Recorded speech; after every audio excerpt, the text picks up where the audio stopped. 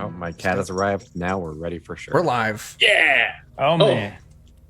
Oh, no, I wasn't ready. Terrible news, everyone. Here we are. Hey there, party people. Welcome to the show. This is Danger Strangers, Defenders of Kobold, and we're here to run you through Crypt of the Devil Lich. This is going to be the 15th level D&D version, so, you know, some 5th ed action.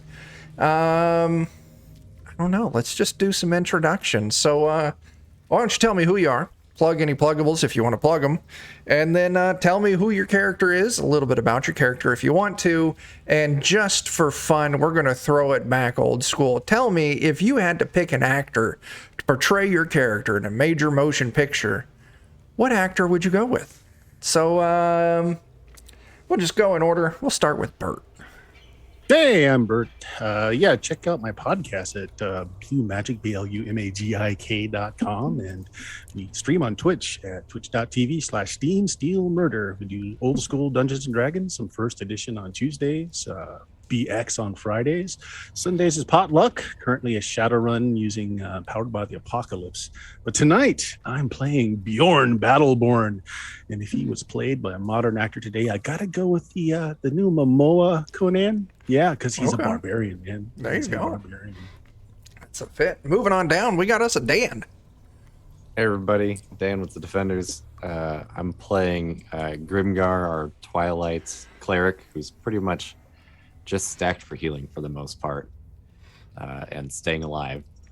You're approaching this like you think this is going to be a difficult dungeon where people take a lot of damage, and I got to assure you, this is going to be like Pokemon. Like, we're just going to be kicking Clefables and Pikachus all day. It's a milk run. Yeah, No, none at all. You gotta watch out for the the Butterfrees and stuff. They really get you when you're not looking. yeah. Anyway, who's playing your character? I figure since I'm a dwarf cleric, I'm sticking with the was it John Rhys Davies? Oh, okay. Why not Gimli it up a little bit? Okay, that's fair. Even though he'd be upset with my choice of weapon, which is primarily a wand. You bring shame. I know. That's what right. makes it even funnier. Yeah. Moving on down, we got us an Eddie. Hi, I'm Eddie. I am playing a feral tiefling assassin named The Knight. I don't really have anything to plug other than everything that Chuck will plug at some point tonight. But if I had to choose somebody to play him, I'd probably say Jean Reno from Leon the Professional. Oh, okay. But very importantly, with the voice of Tom Waits. Okay, that's a combo. Okay. Yeah. Swing on over. Very hellfire-ish. There you go. Swing on over up at the top. We got us a Jordan. Jordan, you want to make some words? Make some what? Words. Oh, words. Yeah, I can make words. Hello, I'm Jordan with silent PH in the middle, and I will be playing Ristel, the warlock drow from the Underdark. Living his best drow life, worshiping Gonador, god of slimes. It's all good. Nice. This should be really fun. I'm excited. So, Yeah. So, you got an actor for us? I didn't prep that. I never let anyone prep that. I surprise it. I'm trying to think. I need like a. You can always go with what we used to do as our default of The Rock. The Rock. Yeah. Yeah, I mean that's pretty good. No, we'll try Robin Williams. I'll try a Robin Williams tonight. Oh wow! See how he Okay. does. Okay. Because he can be serious, but he could also be really funny. Uh-huh. Yeah. Wow. There we go. All right. So we got us a Jake. Well, I'm Jake. I'm with the Defenders of Kobold. Likewise, with the stuff to plug for us. I'm sure Chuck will mention all that, but I'd just like to give a shout out to Goodman Games since we're here. I'll be playing Levi Fairhill, sort of a mix between a barbarian, a cleric, and a rogue. He's going to break into a crypt and smite it with rage and zealous fury. Okay. And if I had to pick an actor to play him, it would be a youngish Dolph Lundgren but since he's got high dexterity, there's going to be a lot of camera editing for a lot of those tricks. Expect a lot of taken fence jumps here. You know? A lot of hard cuts. Yeah. Oh, yeah. All right. Masters of the 22 Universe cuts per Dolph jump. Ooh, Lundgren. that's the best Nice. Dolph Lundgren. All right. Yeah. Last but not least, hiding down there in the corner, there's a Jeremy. Yeah. So, if you like supporting independent artists, there's a comic on Kickstarter called Black Blizzard. You should check it out. I will be playing a Yuan Ti Echo Knight. My name is Silas. My alignment is best described as neutral hungry. I'll be doing my best to keep this party alive. And if not, I'll eat them. Spot on. You are what you eat, so they'll live forever. Who's True. playing Silas? Underneath the prosthetics, I would think it has to be Clancy Brown. Okay. Okay. Yeah. Yeah, it's got that rough, ruggedness. Words. Yeah. All right. Words. Words, man.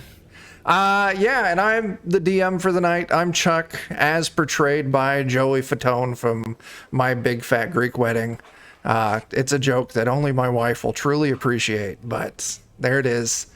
Yeah, so Crypt of the Devil Lich. So on the little splash screen we got in Foundry, there's two little books underneath that Danger Stranger logo. First one, if you hover over it, says Read Me. Everyone go ahead and open that bad boy up. Someone's messing around with some tools. I think you all. Can you open that up? Does it open for everyone? Yeah. Cool. Where is it? On the big red screen you're looking at in Foundry, underneath the van, Yep. Yeah. two book icons. Yeah. I there it don't is. I have don't book see icons two. there. Like, yeah. There. Close. Don't see 'em. Almost.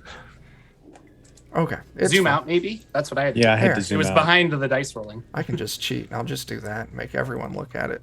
Ermagerd. So Change it from read me to read it. Yeah, I see them on Yeah, the I see. Scream version. Read me under the journal entries, but that's all I that's see. fine. Anyway. Let's see. That's gonna be it's Eddie, it's you. Oh, okay. Read What am I that doing? for me in your most dramatic way. The whole thing. The whole goddamn thing. Oh god. Oh my Oh gosh. goodness. Okay.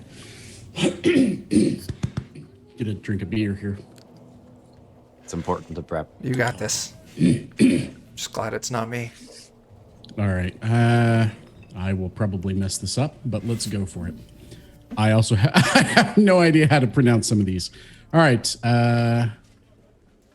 Legend tells of the horrible drow sorceress Chalicia. Born of a drow father and a demon mother, she rose to become one of the greatest drow conquerors ever known. She recovered a powerful artifact called the Shadow Stone and used its abilities to cover a 5-mile radius of the surface world in constant twilight, centered on the elven city of Erevarel. With allied orc armies attacking from the mountains and drow armies swarming up from beneath, the elven city fell in a single day. At the head of this horrible army was Chalicia. But Chalicia's rule lasted only 1 year. A band of powerful heroes led by the paladin Valinus penetrated her lair and destroyed the Shadow Stone. Meanwhile, the rallied forces of humans, dwarves, and elves stormed the ruins of Erevarel and routed the drow. The heroes used a powerful sword to defeat Chalicia, but it was sundered in the battle. The heroes finally imprisoned Chalicia in an instant fortress in the bowels of her lair. The sundered sword was buried in her lair, the lair was sealed, and a monastery was erected near the site. The monks of the Dawning Sun were charged with guarding the sundered sword and the lair, and were to be the lore masters of the history of Chalicia. Now descendants of Erevarel's survivors have called for your aid. They have seen many disturbing omens recently. According to the stars, the Devil Lich is close to breaking out of her prison and unleashing her wrath on the surface world once again. You have been sent to the monastery of the Dawning Sun to gather more information on the Devil Lich and confirm the prophecy. But when you arrived at the monastery, you discovered that all the monks were brutally slain. Scrawled on the walls in blood were several prophetic verses claiming Chalichia's return is soon. In the monastery's library, you found several tomes open to similar passages, all describing the powerful sword called True Death. This was the sword used by the paladin Villainous to slay Chalichia, and according to the legends, its sundered remains were buried in the Devil Lich's crypt. It appears that someone else has been researching True Death. After finding a blood-stained map showing the way to the original site of the Devil Lich's crypt, you set off to find answers. Leaving the horror of the slaughter at the monastery behind, your band carefully picks its way down a treacherous mountain path. After almost 2 hours of this tedious journey, you arrive at a cave entrance. The cave mouth is surrounded by stalactites and stalagmites that appear to have been chiseled into angular teeth. Somewhere beyond this maw-like entrance is the crypt of the Devil Lich. Ooh. Very spooky, scary. So the first thing I want to show you is during your look through the monastery, you found images of the broken sword, True Death. That'll be popping up on the screen for you now. So that's what it looks like. But at the moment, you find yourself standing in front of this, as it's described, maw-like cave. I got a handout for that, too. You look in, you see corpses, bones scattered around. Strange glowing lights emanating from somewhere deep within. Yeah. And with that, we're going to move to the first map of the night. Everyone's got tokens. Now, the thing is I think some of you don't actually have any form of dark vision. I did bring the cantrip light. So if you want to cast light, does being a drow not count as dark vision? do you not have it? I should. You should. I clicked on your token. If you click on your token, okay. I do now, Chuck. I got the goggles of vision. I too have the light cantrip. All right. So let me go I should ahead. have dark vision. And yeah, I've got dancing lights too, so send it out. But Let me take a look. Let me take We a all look. came prepared for what we may be. Don't, can't see in the dark. Time to go home. Shame the Foundry, adventure's ladies over. and gentlemen. Foundry. Are you saying sword pieces in here, guys? Not that one. We looked hard. We didn't find it. Yeah. At 15th level, we lack the power of creating fire. Let's go home. I tried rubbing these sticks together. It didn't work. Nice. Mission failed. I just assumed we would handle this Adventure Time style where we just run through the entire dungeon with our eyes closed. That's it. Jordan, you got sight yet? I think so. Okay. Yeah, I have a nice. It's what is it? It's becoming a nice white blur now. Okay. So yeah, you look in, you can see this maw in front of you with the strange light inside. What all do you want to do? I did want to ask if we could have preemptively at the start of our day done Heroes Feast. High or low? Or do we need to sit and have lunch now? High or low? Picnic. Let's go with low. Oops, I gotta actually click a die. High, you haven't cast it yet. If you would like, I could create an echo and send it forward to scout while you do that. How long does Heroes Feast take? It takes an hour. That's why I was curious about that. Because Okay. it lasts for an entire day. I don't know why I wouldn't use it any other time than at the start. Okay, so what all are you doing? What's everyone doing? I need. How many do we have? We got 1, 2, 3. Oh, perfect. I need all 5 of you, or 4. Yeah, all 5 of you to write your name in my book. And I've got this giant tome of a book strapped to my back. Is this your death Um, note? Are we gonna kill ourselves? I'm not going to well, get a no, little junk I mail don't- from this, am I? I don't necessarily think you're going to do that, but I mean, we won't know until you sign. So go ahead, and he'll pull out like a quill and prick your finger and have you. Oh, right, with the blood on your finger. That's fine. But what I'm doing is this is Gift of the Protectors. I could put 5 people in my book, and then when you drop to 0 hit points, you actually go to 1 hit point instead, Oh, nice. and then your name vanishes or something. That's pretty awesome. Pretty And your soul magically- is gone. Magically take care of you for a little bit. Okay. Is anyone not signing? I will not sign, as I don't think my path of the zealot barbarian would be too keen on signing things in blood. Does I that mean- mean I can sign my name twice? No, you can't. The good, Like our good both Lord Gonador fingers. does not approve of people who try to cheat the rules. So I mean, I wasn't so much trying to cheat, just I don't want to waste his blessing. I'll tell you what, if you go down to 0 and come back to 1, I'll let you rewrite your name. That's Oh, very there we go. kind of you. Nice. Yeah, I'll definitely. It's going to be go. awkward in the middle of battle, but we'll figure it out. I've got an echo for that. He signs with just a line. Yeah. It is just a claw. Yeah, I will also sign, but I will sign it literally. I am, quote, the knight, quote. Okay. The knight of what?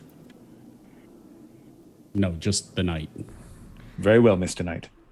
And actually, I realize I haven't even signed just this, the so name. I'm sorry, you're not getting your double sign since our friend here, and I'll sign my name as well. Yeah. So I'll get my own protection. It'll be great. Chuck, how tall is the ceiling away from us? Like how? So the ceiling stretches up about 30 feet high at its highest point in the arc. Okay, and there's stalactites hanging from it. Yeah, and as you can well. see on this map, you can see those circles there casting shadows. Are those Yeah. stalactites and mites acting as the pointed teeth of this entrance? Do we see any sort of light in this tunnel ahead? Somewhere deep inside, you can see a strange glowing light, purplish light Okay. coming from within. Okay. While everybody else is doing their thing, I'm going to go ahead and fly up to the ceiling and kind of disappear from the group. Okay. Dan, were you going to try and talk everyone into having lunch? I mean, that's up to everybody else, I guess. An hour seems like a long time. I'm okay with it. I can create an avatar that can head up to 1,000 feet out and just have them scout for a little bit. Okay. Is that the plan? Sure. Sure. No one was He really answering, wants so to sure. use it. Let's do it. Yeah. Okay. I mean, I have other spells I can do instead of that. So Okay. So yeah, you all start setting up your picnic, so that way Grimgar can create this hero's feast. Silas, if you want to go ahead and activate your what's it? Mm-hmm. Did my music stop? All right, I will. Basically, it takes me an action to do so. While it's doing, it's kind of similar to like whenever somebody uses a familiar. I'm not going to be able to see or hear myself while I send it off and away. But basically, you just see like the top layer of skin rip off of Silas and form like a hollow echo that just starts moving forward. Oh wow. Okay, so Well, this that's not is disturbing at all. a visible, tangible thing. Yes, it's very much intentionally meant to be sent out so it can be the thing that gets killed instead of somebody else. Sure. So while Dan's doing this feast, Silas, does this thing walk or float or? It just said it could, because the regular echo can be placed in the air, but I'm gonna have it walk normally. Oh yeah. 'Cause I basically, my intent is to have this thing be what gets sent into a room before us. Like let the disposable echo get killed Okay. It or trigger starts traps. moving in, walking between these stalactites and mites. Go ahead and give me a perception test using this thing.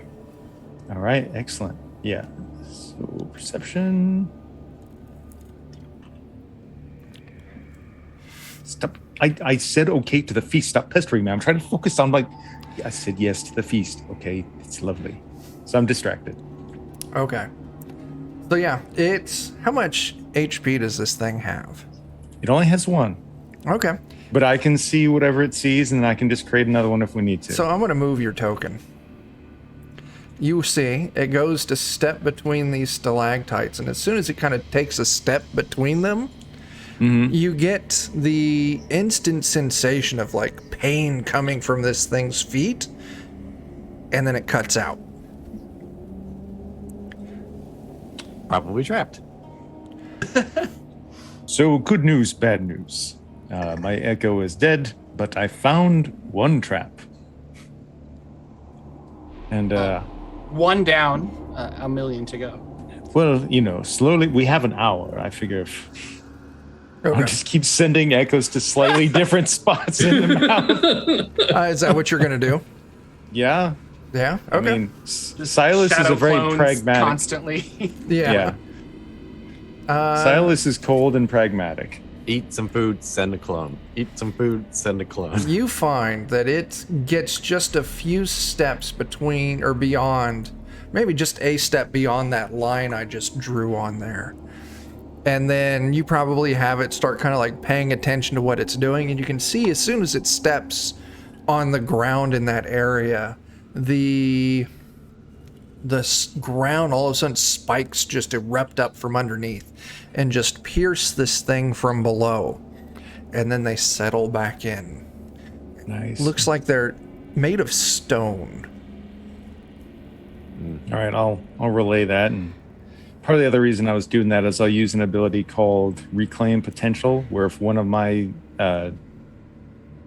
clones gets killed, I can take some temporary HP as I absorb some of the magical essence back. Nice. Okay. Kind of neat. Hour's up. Everyone gets the benefits of the Feast of Heroes. Yay. Dan, what is that? I will just drop it in the chat here. Hopefully I don't roll horribly. 10. That's okay. All right. So everyone's hit points increase, permanent hit points increase by 10 for the next 24 hours. Yeah, you're also immune to poison, immune to being frightened, and advantage on all wisdom saving throws. Nice. That Okay. is probably By worth the way, hour. since it's been an hour, is that right? Yeah. Okay. Since it's been an hour, while I was sitting up on the ceiling, out of sight, I was casting Find Familiar as a ritual. Okay. So at the end of this hour, as you guys are finishing up Feast and we're kind of all wrapping up, an imp just sort of falls from the sky and lands at your feet. Okay. Still got Shouting in his bath some towel other- and brush. Yeah, he's just shouting in some otherworldly language as I sort of drift down, gliding with my wings to meet him and kind of snap at him to shut up. So you've had your lunch. You're ready to move in. What's happening now? Who's doing what? I'm moving forward, Okay. Yeah. Yep, and same I'm here. gonna carefully look at these rocks and see if it's magical or how are they popping up. Like a Go screen- ahead. Give me a perception test. Since you're kind of aware of what the trigger looks like, you can go ahead and take advantage on this. Let's give it a shot. That's an 18. And do you want to... Oh, did it come with advantage? Oh, 18. Okay. Yep. I'll tell you what. You can see that the terrain, the ground, it's not quite enough to reveal all the secrets, but the terrain kind of in this area, it's got a really odd, kind of jagged gravel texture. But you don't really get anything else from that. Does anyone want to jump? It's about 10 feet. So You there, imp. Go fly over. See what's going on. Can imps fly? Yeah. I believe they If have it wings. please you, Mr. Knight. Your thing can fly, can it, Jeremy? Yeah, I can just pop. I can create it up to Just 15 have it feet go away and up just. and over and down. Okay. Is that what you want to do? Sure. Sure. So my imp will also go invisible and then fly over. Okay. So as you send out these familiar and familiar-like creatures, they see a handful of things. 4 braziers are burning in the room, kind of towards the back of the room, letting off this weird kind of purple pulsing light. At the back of this cavern, you see this large, intricate double door. Let me show you a picture of the door. Oh, the door has a picture. That means it's dangerous. Yeah. It's never a good sign. So you see this large double door at the back of this chamber. There's these 4 braziers huddled down next to one of these braziers, kind of like half tucked behind a rock. You see in a mass of kind of torn and bloody robes, there's this gaunt form of this ragged human. His features are drawn really pale.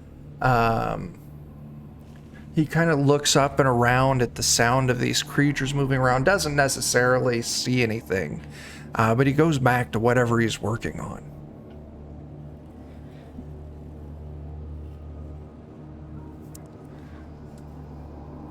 Well, Now what? let's we'll get to it.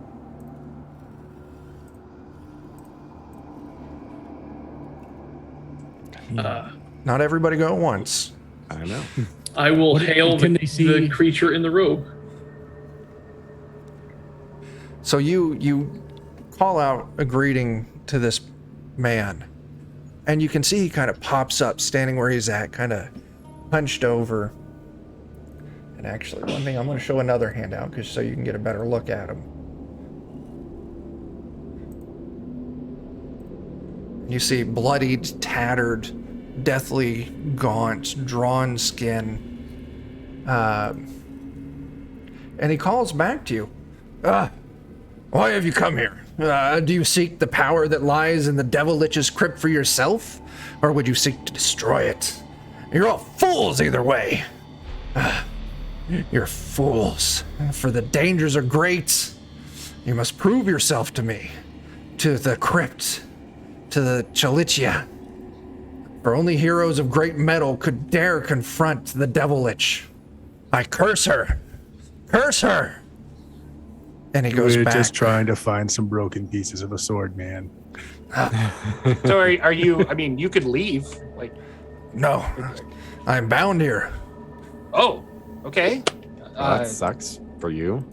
And I'm kind of looking for, like, I don't know, a chain around his foot. I'm like, so I mean, I don't. I'm just I don't looking. see it. You don't see it. No. Yeah. Are you bound here like magically? By the wills of my order, guard Oh. this place and pass on the lore. Oh, who do you work for? The monks. Yeah. I'm the last of my order. That checks out. That's Well, what's very going to true. happen if you die? I fear that our information will be lost. Well, let us have that information, and we'll go into the crypt, and then we can come back and we could join your order. It'd be great. You must prove yourself How to do me. you do that? Hang on a second. Okay, how would you like us to do that? Give me just a moment. I've lost. I'm ready to send at least 5 of these people towards you to prove that. Let's take. They'll have a great time getting to you to give you a big old hug. We've got an abundance of bones here. I have some cooking tools. I could make you a nice broth. He responds back. The shards of true death are the key. And it goes back to kind of setting behind his rock. You can hear him muttering. Scattered about on levels 3. Encased in a crystal prison without a door. But only the first. There are 5 more.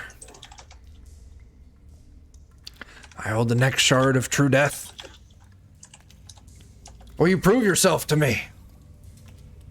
You know, they always make the names of these things just. Can't you just call it something kinder, maybe?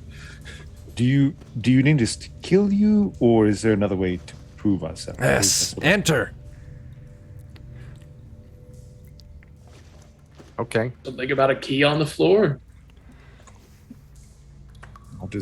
I'll be standing on this side of the line, and I'll have my echo move adjacent to him. Your echo comes up to him, and he pops up, and he kind of eyeballs it for a second, and then all of a sudden it's just a flurry of strikes, almost faster than what an eye could track, and your echo is just splattered across the ground. Well, do you see, that's just being rude. We tried to ask you a question. No more questions. Only proof. Enter. Oh, fine. I'll step over.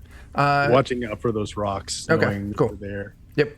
It's only about 10 feet, so I'd imagine... I'll just leap it then. Yeah. That's what. Just give it a jump. I mean, in theory, we're badass heroes at this point, so Yeah. I think you're muted, Jordan. Oh yeah, sorry. I was like, I'll jump and I'll fall on my face, and then I'll get up and be like, I meant to do that. It's Okay. fine. If everyone move your token to where you're going to be jumping to, and then roll initiative. Okay. Okay. I should have thought to ask for 2 tokens to make my thing easier. I'm sorry. That's all right. This is easy so enough to do. Is I'll there an move. initiative? I'll move where I'm putting the echo at, basically. Oh, nice. Okay, cool. Is That's there an perfect. initiative button on this thing? Yes. So if you click on the little fist tab, then next to your name, you'll just click that D20. Oh, okay. Nice. I have advantage. Should just roll it twice. Yeah. Go ahead. Roll it once there, and then just roll. Well, I rolled a 20, so I guess that's fine. Okay. Well, actually, no. I've got a huge bonus. I'll roll. It looks like it's adding the initiative as advantage because you're doing 2d20 KH. Yep. There we go. Mhm. Yeah. Okay. Cool. Okay. Neat. Dan, were you handing me that advantage as well on initiative Yeah. by default? Okay. Eddie, I've got this is still populated with your old token, I think, Eddie, but I've got it loaded up Okay. in. It's also showing my old name in the Yeah. in the chat. Yeah, mine did that too. I might re-import my character real quick. Oh, it's just I imported these tokens before the name changes, so re-importing your character sheet won't do anything. Oh, okay. Gotcha. So I rolled just as Shazbot still. yeah, no. Future scenes, I'll put the new tokens out there. That way, the right names will show up. right, Okay, so Eddie, you're the only one I'm seeing that doesn't have initiative rolled for me. I manually rolled it. I've got a 14. All right.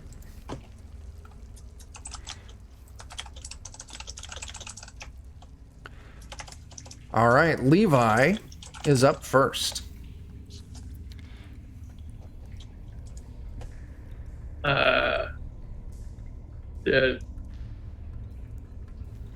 I don't see a thing to smite. See the old man this token? guy, the old man guy down here. So I just Smite him. All right, but Smite him I with suppose I- great fury. I will move to the back of him.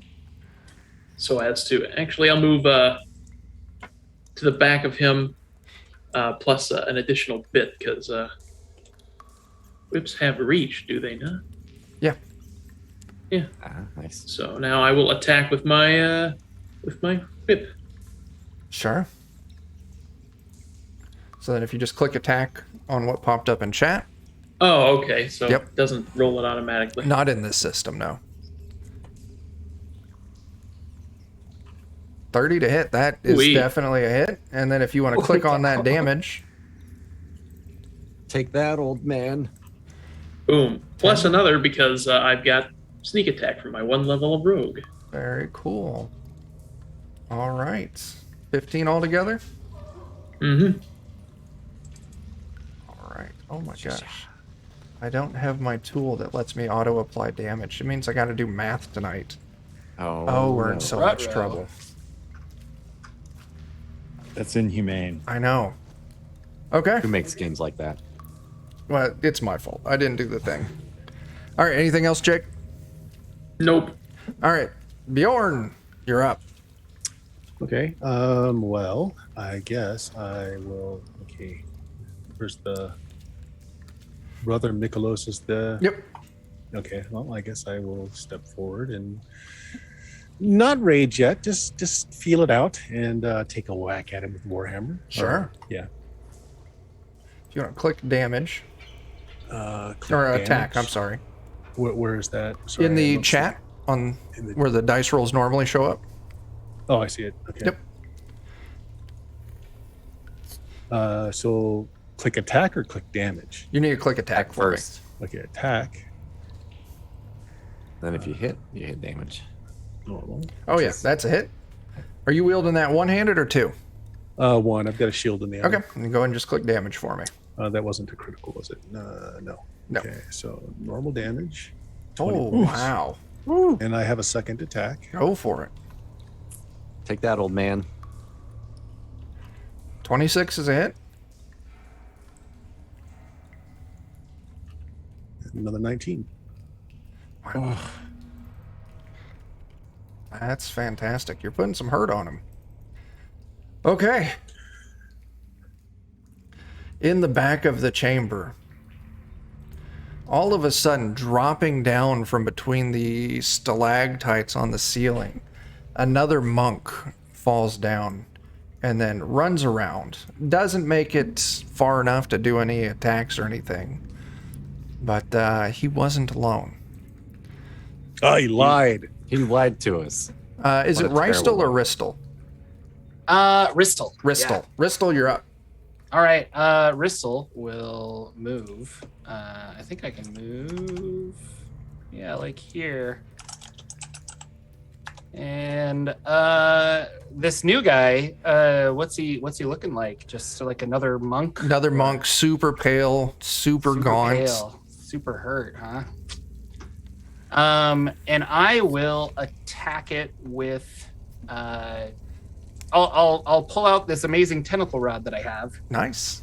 and I'll point it, and 3 tentacles will jump out and hit him.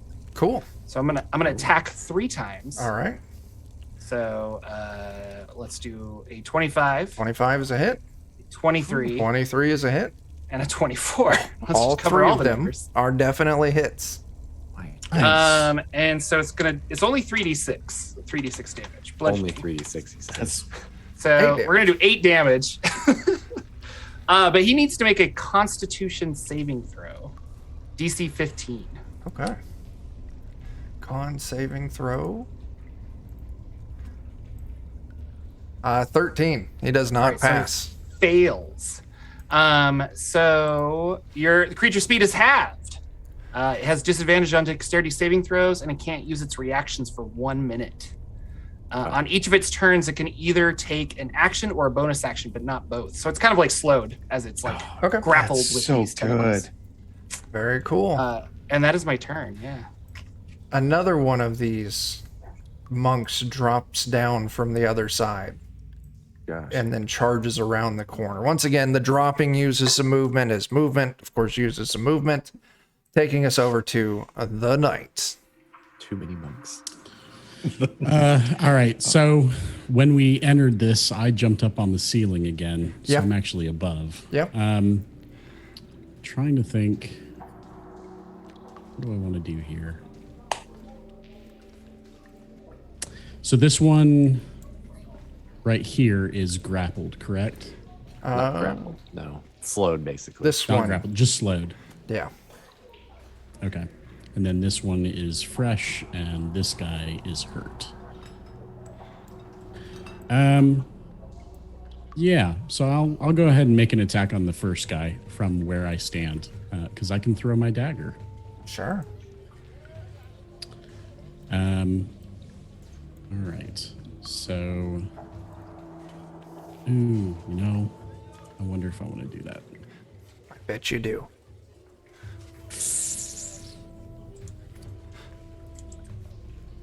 Yep, I do. I do want to make an attack on him with my dagger. So, okay, let's take this. All right, let's attack. So it's the knight's right knife. It's Yes. a right knight knife. Or is it a knight right knife? What does that mean? Right Knight Rider knife.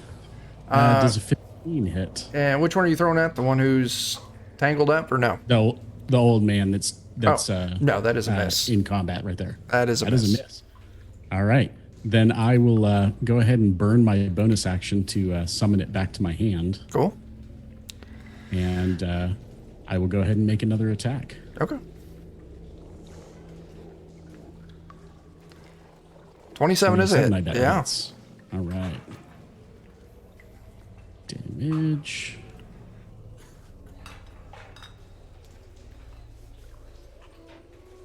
$21 damage there. Oh, crap. And then I need to do my damage for sneak attack. Da-da-da. Another 16. Okay. And that will end my turn. Okay. This guy's in rough shape. We kick over to Silas, who's listed as Silas Echo, but Silas, it's your All turn. right. Well, I'll start off. The echo's already there, so I'll let him start the business. Get off the first attack. And 20 is a miss. then- Ooh. Okay. I respect that. Try again. So is an 18. Man. Look at me, just whiffing away. Yeah. As you do. As you do. Silas isn't hungry yet from that feast. Yeah, he's Okay. full. That's the problem. Okay, so then I will move my echo to where he can. Yeah, I'll move my echo there. And I will move here. Oh, yeah. Jeff says that you need to close your eyes before you attack. Yeah, That's a good point. Thanks, Jeff. That's clearly the Caius way. You should probably also lead with like, I don't want to hurt you.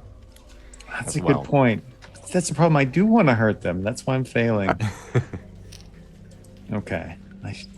And then yeah, that's pretty much it. I'll put myself in position and just stick there, I think. Okay. So who do we got? We got Bjorn and we got Silas. Is that Silas's echo? He's The going. echo's on the bottom, and He's going at Bjorn. Let me check something here real quick.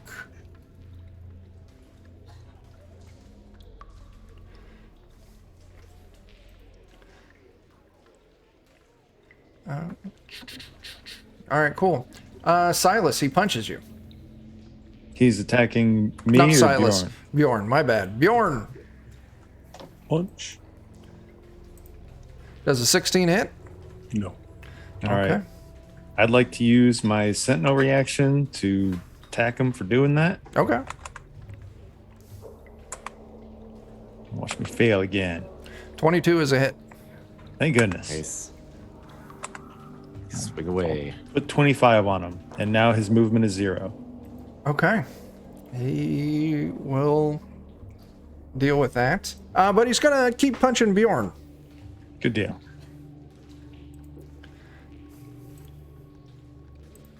Bjorn, 28 hit.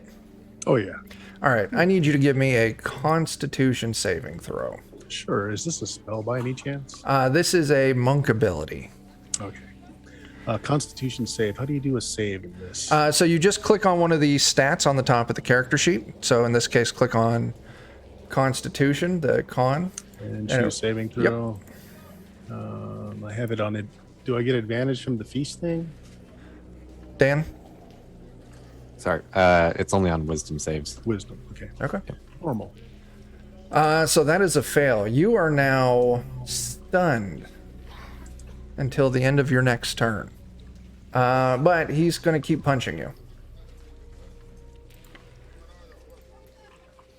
12 hits, that's a no. And That'll hit. that's going to deal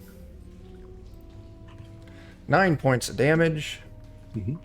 And let's see. He's going to go ahead and use a bonus action for a flurry of blows and throw out 2 more attacks on you.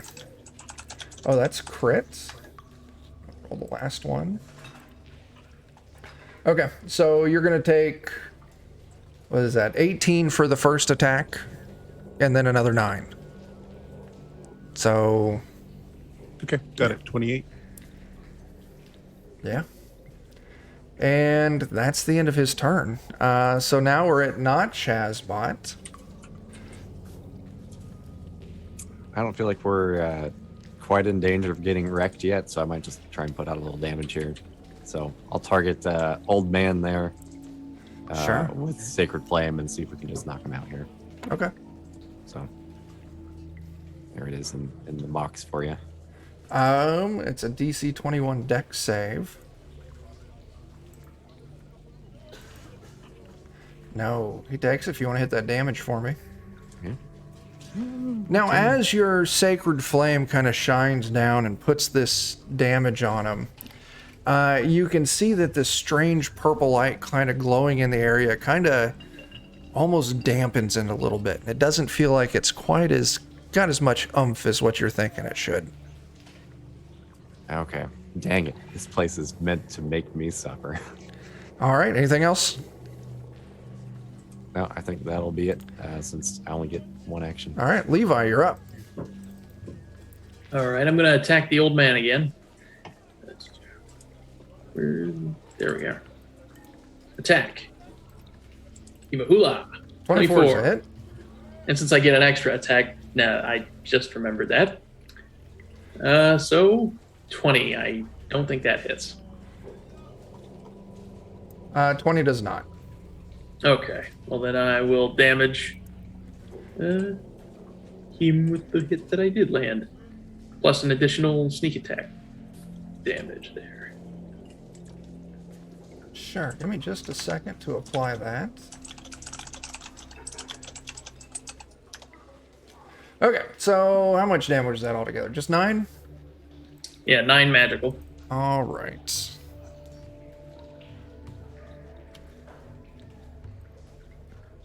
Anything else? Nope. Bjorn, We'll do you're it.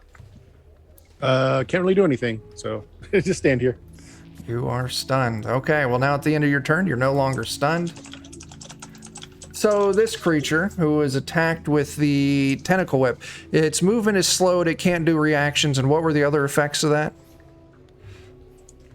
Sorry, it basically has a slow condition, so half speed can only take an action or a bonus action, not both, and can only do 1 attack. But at the end of its turn, it gets to make another save to see if it can break free. Okay, so it's going to move. It's not going to move far. And then it's just going to take an action to take a swipe at you and your crazy tentacles. Nah. 25 to hit, Yes. Oh no. 10 damage. Okay. All right, but it is your turn. My turn. Yeah. Okay. Cool. I got this guy right in front of me. I'll do a Primal Savagery. Oh, nice. So, Sprout them claws. Yeah, so everything's about slime with this guy. So he definitely has like some amorphous arm that comes up and gets into some nice claws, and then he swipes down at it. Okay. So let's see if I hit. 22. 22 is a hit. I just remembered I need to make that guy's dex save. Oh, 6 damage. Okay. So good. Ah. I love cantrips. Okay. They're so fun. He's still affected by your whip, but Okay. yeah, he takes that 8 damage. 6 damage. 6 8 was damage. his My bad. saving My throw. bad. All right. I'm really good at D&D, guys. So I make really awesome, super powerful characters now. This other one runs up beside you, and it's going to make It's going to make 2 claw attacks. Yeah, actually, it's going to claw at you first. Does a 17 hit? Yes. All right. 9 damage. Okay. But then it's going to bite you. Ooh. Oh no. It's only 8 to hit, so I'm gonna guess that is a definite miss. That will miss. The knights. All right. First thing I'm going to do, bonus action, I'm going to go ahead and summon my knife back since it was sitting on the floor somewhere. And I will go ahead and make an attack on... You know what? He's getting double teamed. I'm going to go after the one that just bit. Okay, sure. So let's put up here.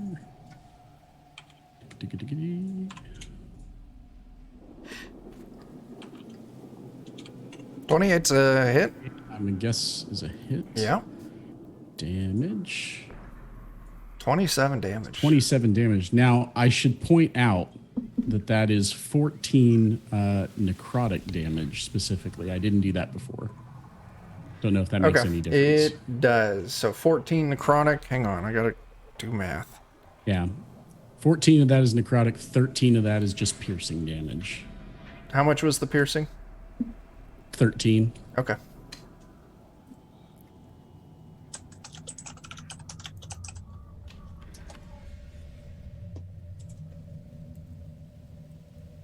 Oh my gosh. What are you doing to me, man?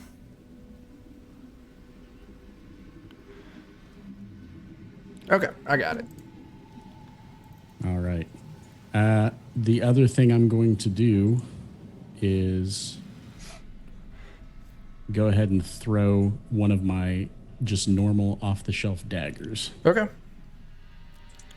Since my knife is on the floor now. Let's go. Dagger. 20 hit? is a hit against that one, yes. Okay. 12 Okay. piercing damage.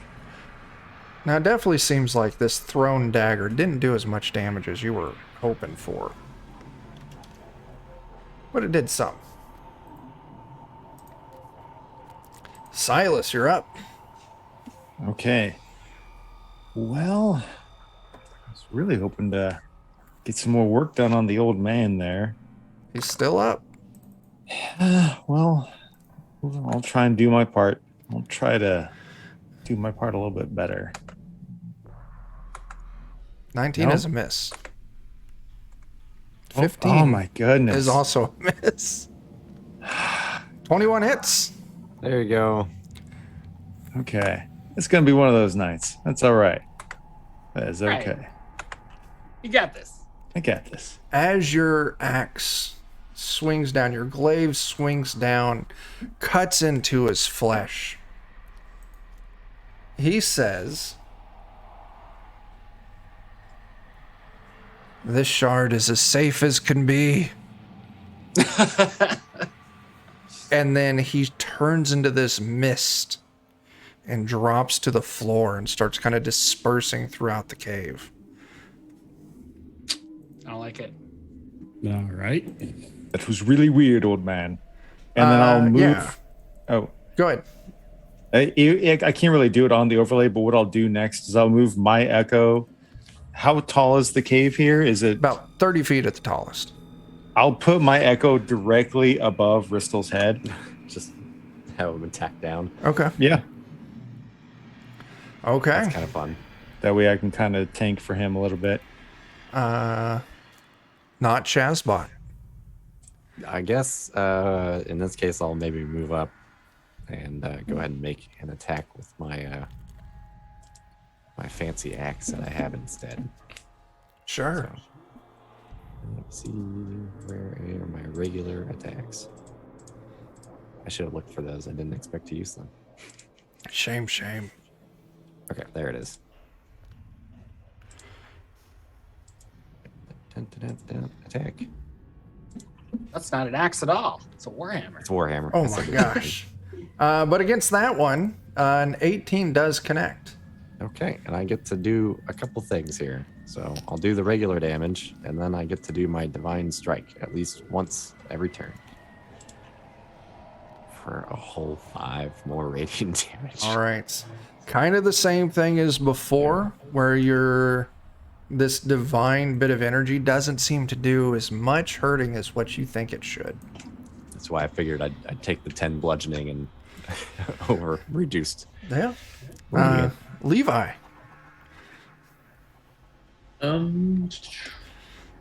I will move. I'll move to this location with a nice little 5-foot gap between myself and that person to my west, and I'm going to make a swipe at him with my whip. Sure. Attack number 1. 15 hits. Hit. Nice. Oh, hey. It does hit. I'm going to make attack number 2 while I'm at it. 25 also hits. Excellent. Here's the damage for 1. All right, 9. Damage for 2. All right. And here's the sneak attack damage. 24 total. Okay, very cool. Anything else? That will do it for me. Bjorn. All right. So the guy in front of me is down. So, right? Correct? Yep. So I'm going to go over here and put this torch out. Or purple flamey thing. Okay. How are you putting it out? I'm just putting my shield down on top of it. You put your shield and you hold it there for a second. As you lift your shield up, fire's still going. Like it didn't even phase it. Okay. What's it being fueled by? Looking inside the bowl. Looking inside, it's you can see there looks like some common stones, but the magical flame's just coming out of it. You don't actually see anything that it's burning. Okay. Okay. This one, it's gonna. You attacked it last, Jake. It's gonna turn around, move up to you. Going to take a claw attack at you. 22. Ooh, that just barely hits. Jeremy, you were about to say the magic words. I was about to say I have a chance to try and hit it before it can move away. Okay, go ahead. If you succeed, does that stop its movement? It does. Okay, cool.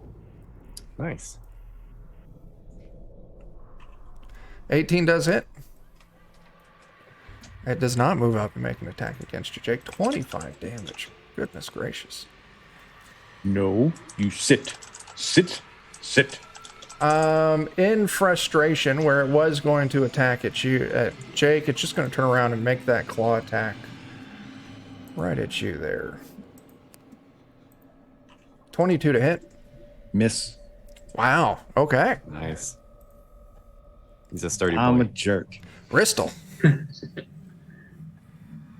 Yes. Can I would like to cast Eldritch Blast, but I want to shoot the supports of these flaming braziers. Sure. And see if I can like knock them down. Sure. So I can fire 3 of them. So I'll go for this one, and we'll see if I hit, I guess. Okay, sure. So 10, natural 1.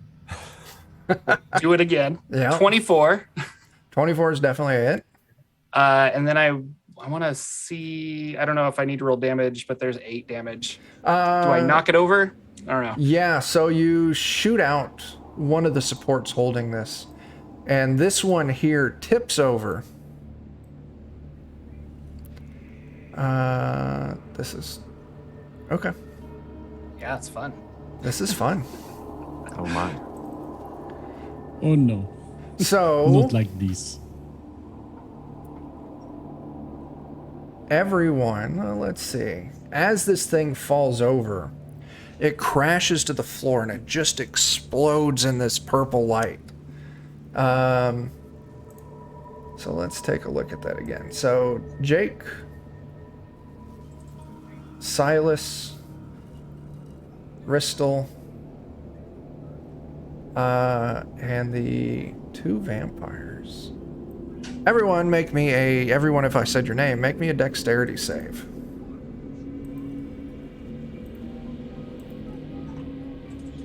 Any chance this is a magical effect or just general jumping out of fire dexterity? This is a magical effect. Okay.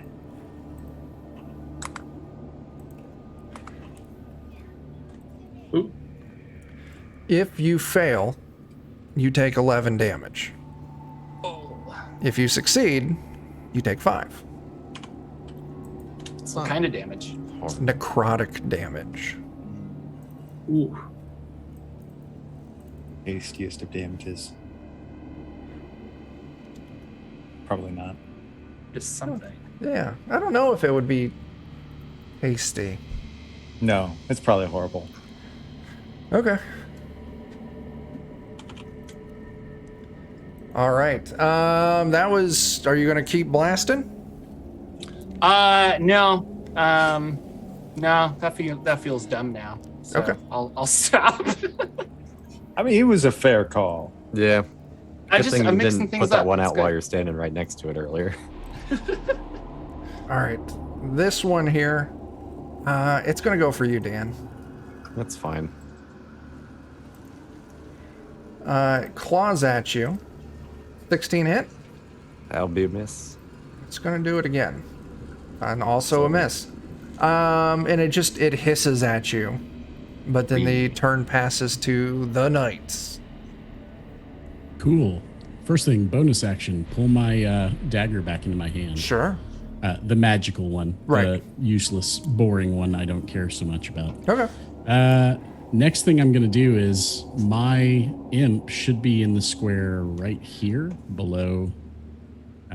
Sorry, I was just trying to keep track of where he was. Yeah, not a problem. Should be right about there. He's going to go ahead and make... he's invisible, but he's going to go ahead and just barely touch this guy right here. Okay. As my action, I'm going to deliver through him. Where is it here? Shocking Grasp. Sure. And I will I'm say guessing these. the past act of transferring the spell will end the imp's invisibility. But yeah, if you want to go ahead and give me that attack roll. Seeing as it's not going to see it, you can take advantage on it.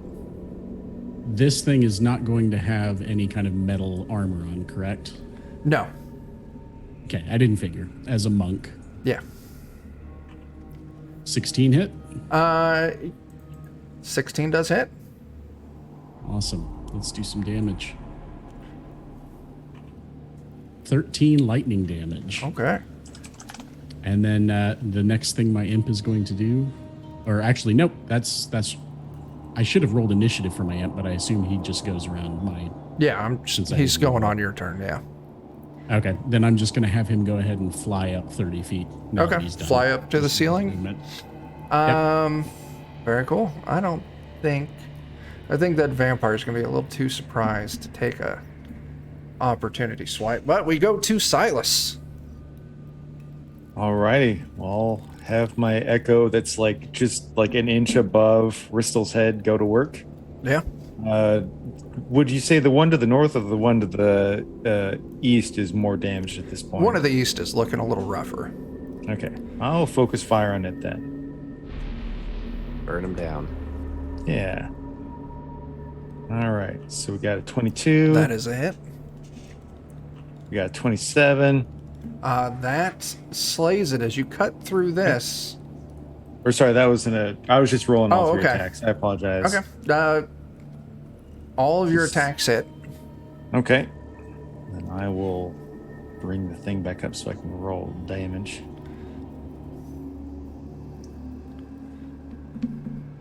Get him.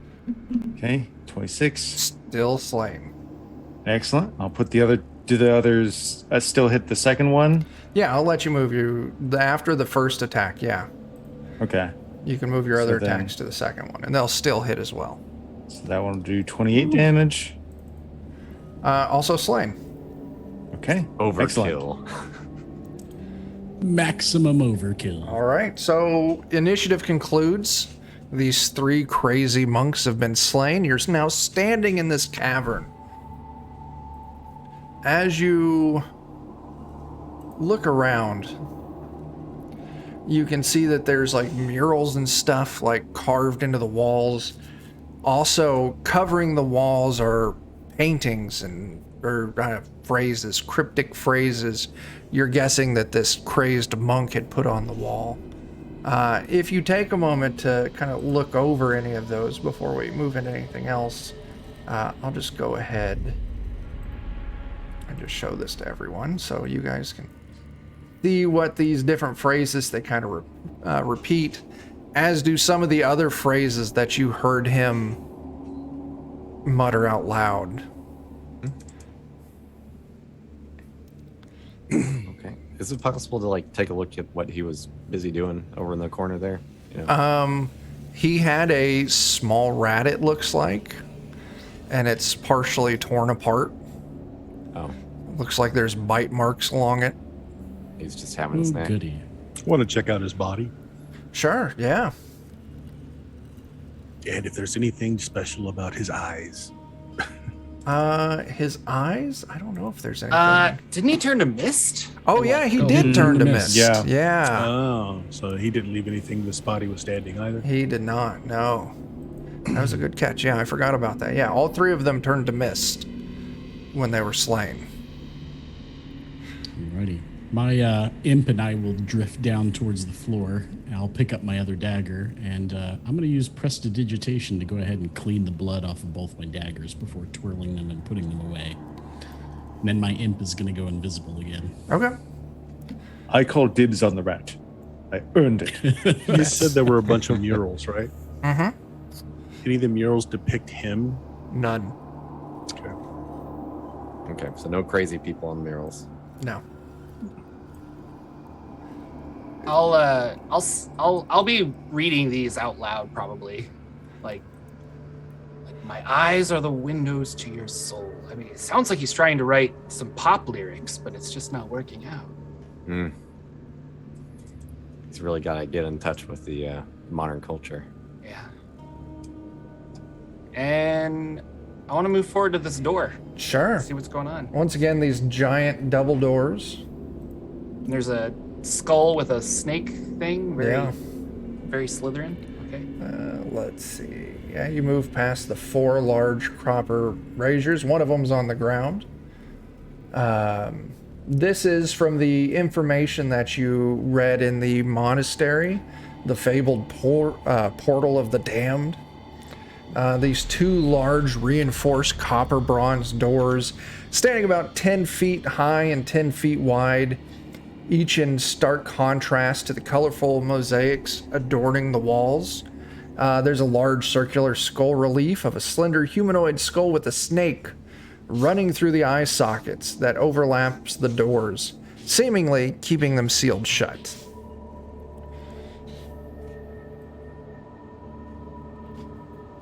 And is it also made of metal? Yeah. The skull and snake? Yeah. Okay. Okay. Yeah. I'll knock.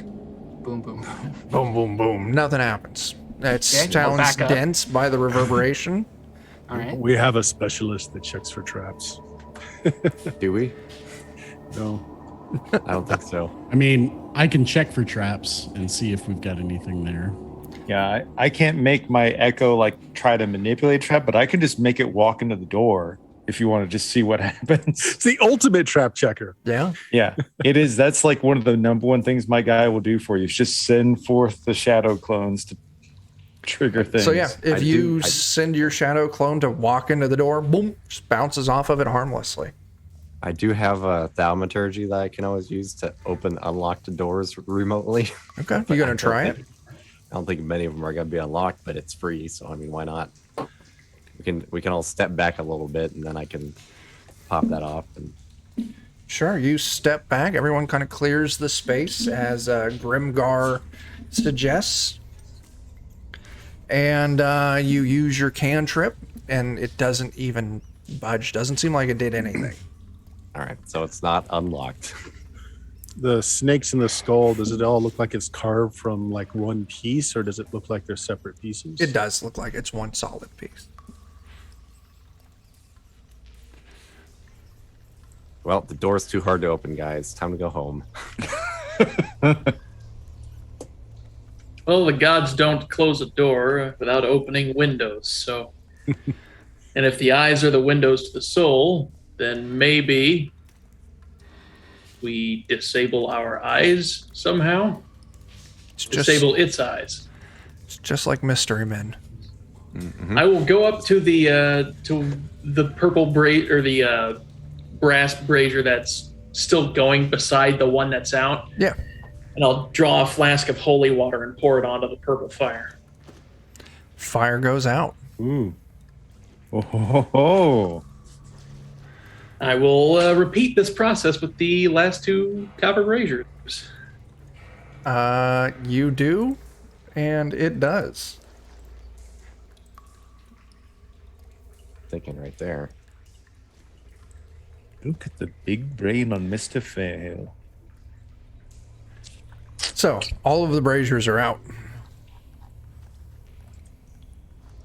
I'll close my eyes and walk towards the door. You close your Arms out. eyes. Eventually, your fingers brush up against the metal of the door. Nothing seems to happen. What are you wanting to do?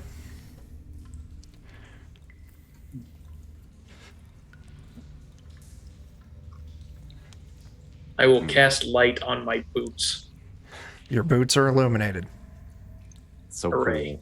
cool.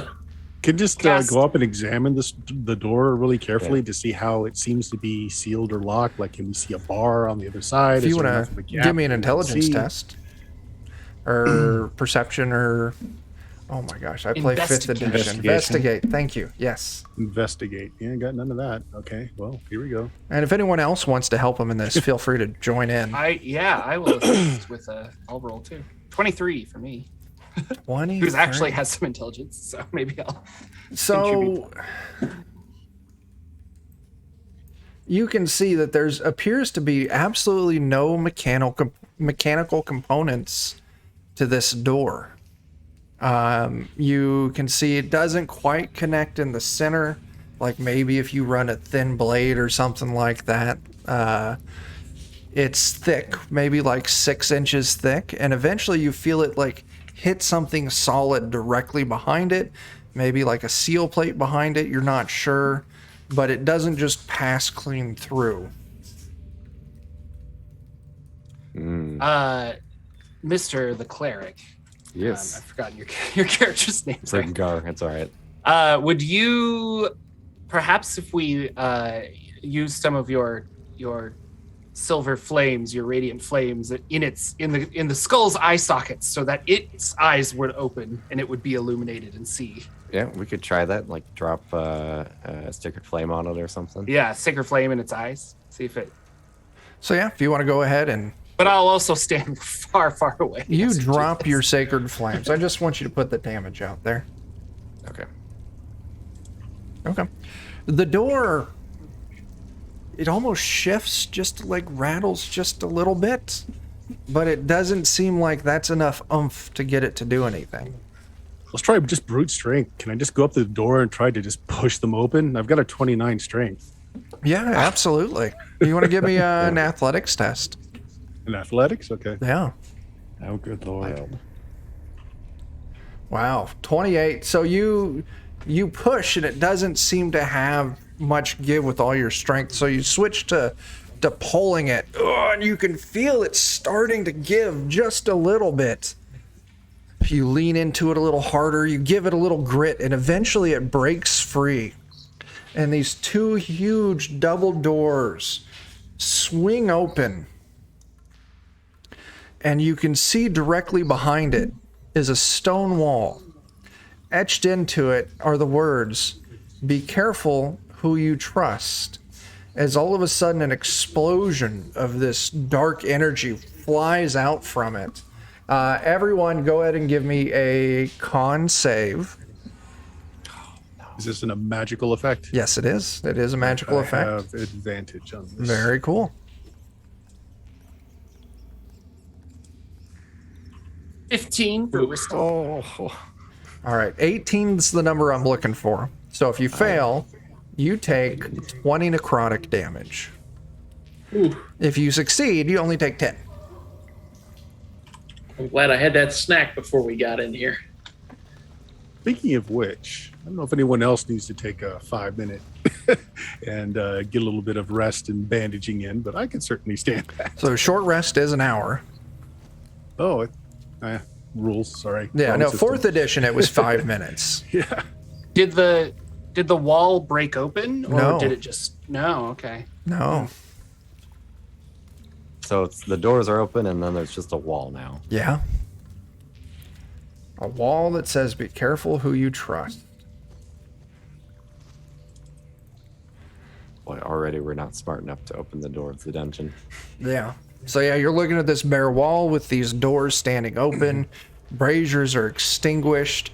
There are still mosaics covering the rest of this cave interior. Did we not obtain the map? They gave us the entrance to this from that same dead monk's order, the monk that lied to us, etc., etc. Perhaps Is there this any is it. information in the map? It just points you right here. Well, what else can we see from these mosaics, maybe? Yeah, I'll follow the mosaics. I'll touch them. I'll try to see if there's Sure. I don't know. I want wisdom test for whoever's searching over perception specifically. Okay. I am good at that, I think. I'm just not used 20. to this character sheet in here. See the others searching and see if I can't find something. Sure too. thing. I I'm don't. just going to go on Overwatch and something in case something happens while everyone's looking. Okay. Oh, So- hold on. I did not roll perception. There we go. That's better. Okay, so Ristel and Grimgar. Eventually, you find a chunk of the mosaic wall that looks a little off. It's a chunk of wall that depicts a large skeletal knight wielding a scythe, and then the blade of the shaft intersects with a gallows pole, like, the hangman that comes over. And they form almost like this square arch. And it looks like, if there were ever going to be a hidden door, that maybe this is it. Okay. I might point my thaumaturgy at it and just let. Yeah. Let me make sure.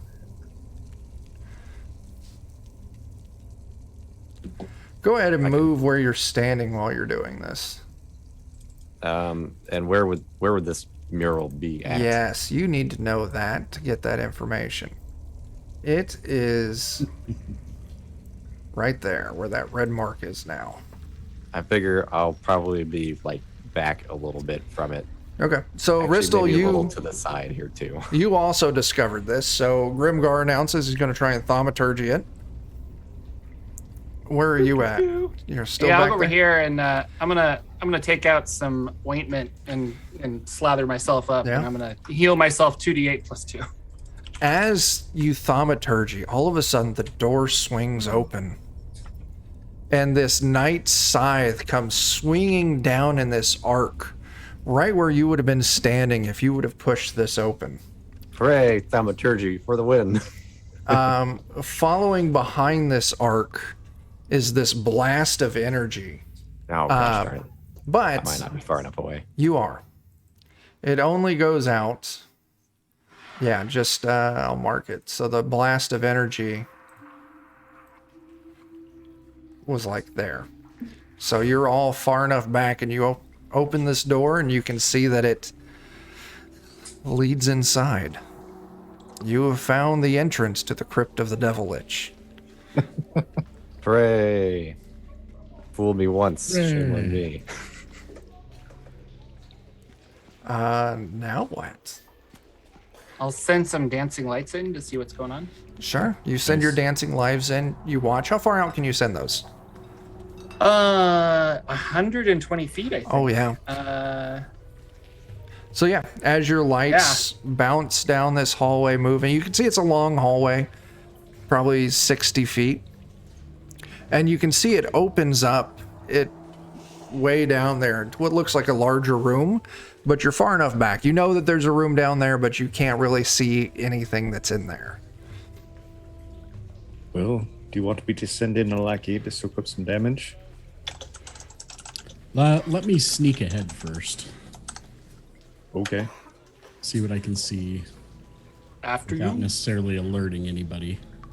Before we head in, is there any maintenance that anyone needs to do? Any potions, healing spells, anything like that that needs to happen?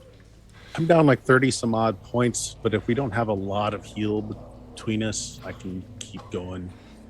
I'm probably down to as much as most of you guys. I don't started think with, anybody actually like spent money on anything because I think we Yeah. just picked our items that we were allocated. So I don't know if we have healing potions or not. I'll tell you what, your 15th level adventurers. I mean, Probably has to be. I'd imagine we do, but Why don't each of you can go ahead and take 3 potions of greater healing.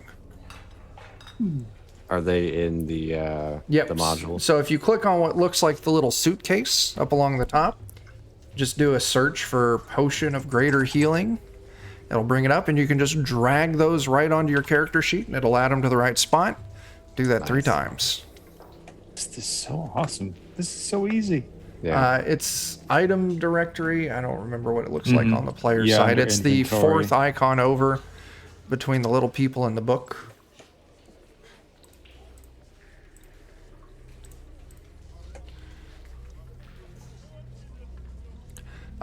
So yeah, if anyone wants to chug some potions to try and get their hit points up some, when you click on it, then you'll just click the healing button. Yep, you got it, Bert.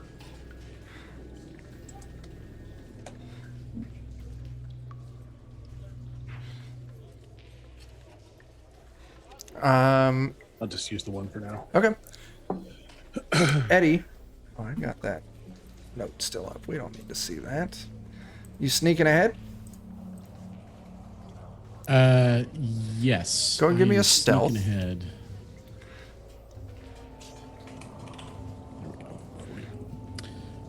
I'll be a Right. bit behind Eddie since I can see in the dark as well. Okay. I'll say you hang far enough back that you're not gonna. The night. It's a 17. It is a That's 17. Nat 1 is still Okay. 17. You are moving ahead, and eventually you come up to this circular room. Let me make sure I say the right words here. The smooth black walls of this circular chamber shimmers with iridescent, reminiscent of the surface of like an oil slick. It's about 40 feet in radius. There are 8 doors spaced evenly around the room, so you're coming through one of those doors. There's several piles of bones that litter the floor, including 2 face-down complete skeletons adorned in what looks like ruined armor. The centermost section of the floor has this gold and silver inlay set into the stone. You notice as you move in, it's chilly in here, and there's a whiff of burnt almonds, but it's illuminated by several glass spheres set into the ceiling, each housing a variety of colored points of light. It's really kind of strange. It's flickering with all these shadows and strange lights, kind of giving rainbow-type hues to the strange walls. The orbs pulse slightly. You also see moving around, there's 2 shadowy figures just drifting silently throughout the room, slowly moving from door to door. Every now and then you see the swirling black arm form as one of the figure reaches out to one door. Its hand passes right through the handle. Its shoulders slump almost in disappointment, and then it moves to another door. Okay, is everybody else back close enough within 30 feet of me, or are they further back? So you're right there. Bjorn's about 30 feet back, and I think everyone else is still in the entrance cave. Yeah, my feet are glowing, so I'm staying back so you can scout Yeah, ahead. and I have disadvantage on stealth, so I'm not blowing Okay. that. With Yeah. my awakened mind ability, I will go ahead and telepathically relay this to Bjorn, everything that I see. Okay. So Just kind Bjorn, of telling him in real time. yeah. Okay. I'll just kind of turn and murmur back so everyone else behind me Okay. knows what's going on. The party is They informed. telegraph. Yeah. Do we want to like watch them and see if they feel any different about any one door or another first, or Yeah, that's kind of what I was thinking. I'd like to go talk to the skeletons. Do you have a magic for that? So I'm like I crouched have down magic and you for just that, walk yeah. right by. Like, normally they're not too talkative once they're dead. No, they'll talk to me. Don't worry. They'll talk to me. I'm just They'll going to talk send to my Ristel. echo. You do that. I'm going to stay in the other room. So I'm imagining I'm just like crouched down, sneaking about by the entry to this room, and I'm just like, I am the knight. I am the knight. And he just walks by me, just like casual like. Wonderful. Breaks out a cigarette, puts one in one of the skulls, sits down, and just has a chat. Tell me your life story.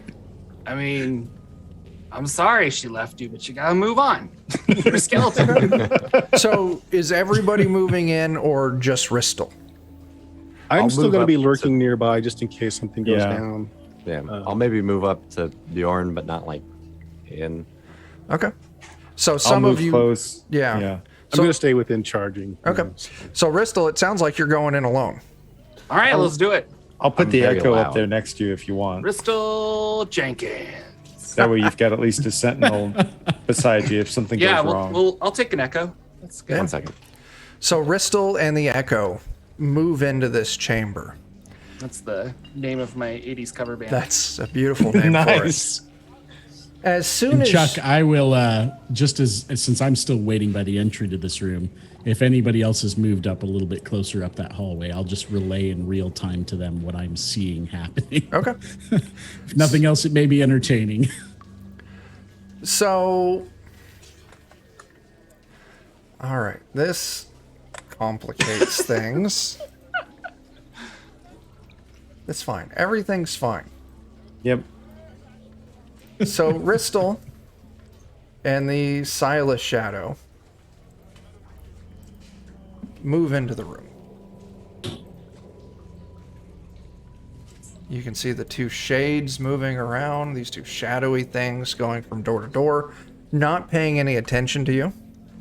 Okay. You can see the two skeletons lying face down on the ground in ruined armor. Go ahead, do what you want to do. I ask that you please move your token as you do it. Oh yeah, that's the thing, isn't it? So let's see. I got to be within 10 feet. What's this in the middle? That is an emblem. Almost think of like a compass It's a sphincter. edge carved into the floor.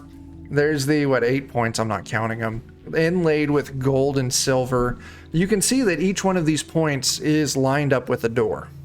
Yeah. Okay. And the floor is oily.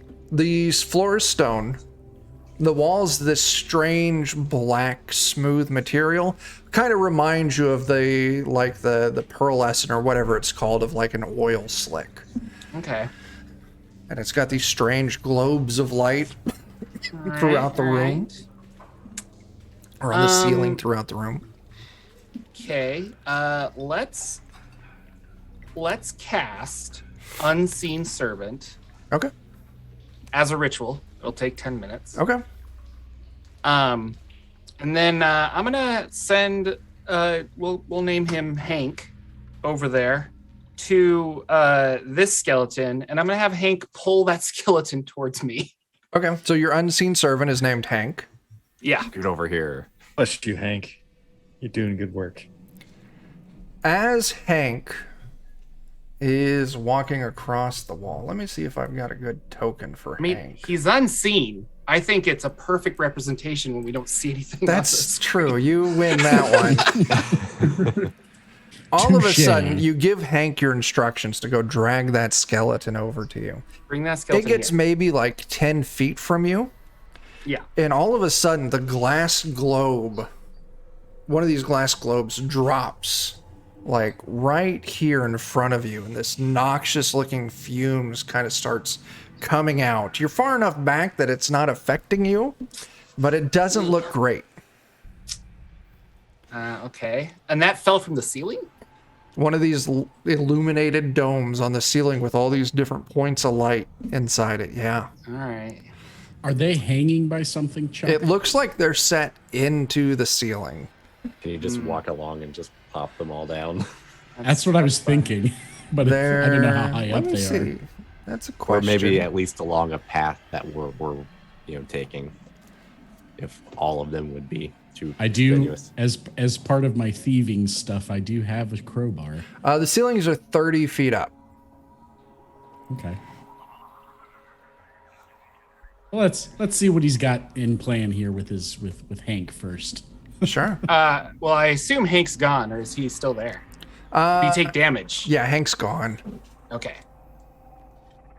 Poor Hank. Yeah. He was He good. lived how he died. Invisible. This is so overkill. I don't really want to do that. Okay. I'm gonna move to where Hank died, Sure. and I look up. Is another one gonna fall? No. Okay. I'm gonna Okay. zigzag over here. Okay. Nothing happens. I'm gonna zigzag over here. So real quick, Silas, your echo's walking again. Is that correct? Okay. All of a sudden, the door to the room slams shut. Oh, I'm gonna kill myself. So, Ristel, you look back and the door is closed. The Okay. rest of you... Hang on a second. I gotta click the right thing. Oh my gosh. Right thing. What are you doing? Mistakes were made by the rest of the party. There's just a faint little. Like half of us are just like As the at the door hits doorway my looking nose. in.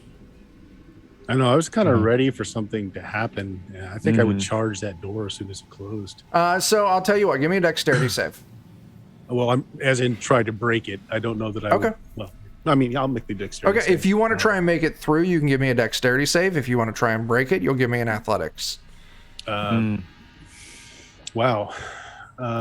And it's a stone door that You know what? I'm going to closes. say I'm not overly dexterous, so I'm going to say I'm probably not fast enough to get in there, but I think I will ram into it. Sure. Okay. So I'll give you an athletics. Let your anger be your key. Yeah. Yeah.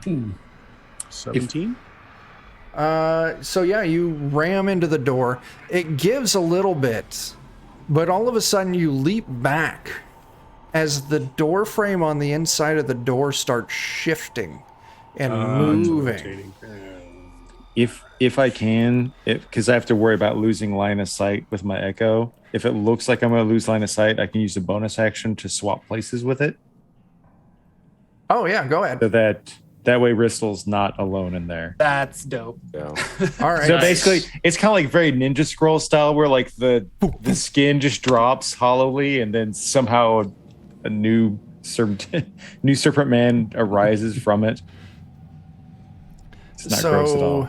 not gross at all. Yeah, you jump back, Bjorn, as all of a sudden it starts shifting, and so now you're looking at the interior of like this smooth stone wall. Now, Silas and Ristel, you don't notice anything. So, Ristel, you make it up. Other than the door closing, do you still move up to the skeleton? Yeah. Let's go ahead just for... Well, this is a little tough. We're going to go bounce back and forth between who's inside and who's outside. Why split the party? Why That's split just- the party? Why do we do that? Yeah. All right, so Ristel and Silas, you two are inside. What are you doing? Good, it's my party. So go ahead. Yeah. what do you No, want? no, you first. I can cast Speak with Dead as much as I want. So I'm gonna lay down to this corpse here, this skeleton, and some of my slime will drip over his bones, and then you'll see an influx of air into his knot lungs as he can answer 5 questions that I Sure. propose him. So something odd happens as you do this. Okay. One of these shades, one of these shadowy creatures, drifts over and stands right next to the skeleton as you're doing this. But you're free to. Yeah. It doesn't do anything outside of that. Okay. So if you want to ask a question, Oh, okay. How did you die? you see the skeleton's mouth moving as the whispering voice comes out of the shade standing next to it. Oh, okay. The traps in this room. We couldn't escape.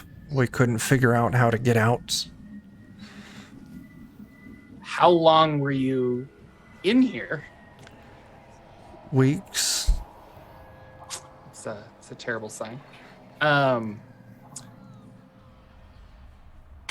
What causes the things on the ceiling to drop and fall? We think there's hidden tiles, like pressure plates on the floor. And that's what causes it to drop the globes. And there's also some that we think makes the room move. Are you the shade above this skeleton? Is that you? That as is well? Are you, that is me. and then I think this is my final question. Is there a way to reunite you with your bone self or pass you on, I'll say, to the next life?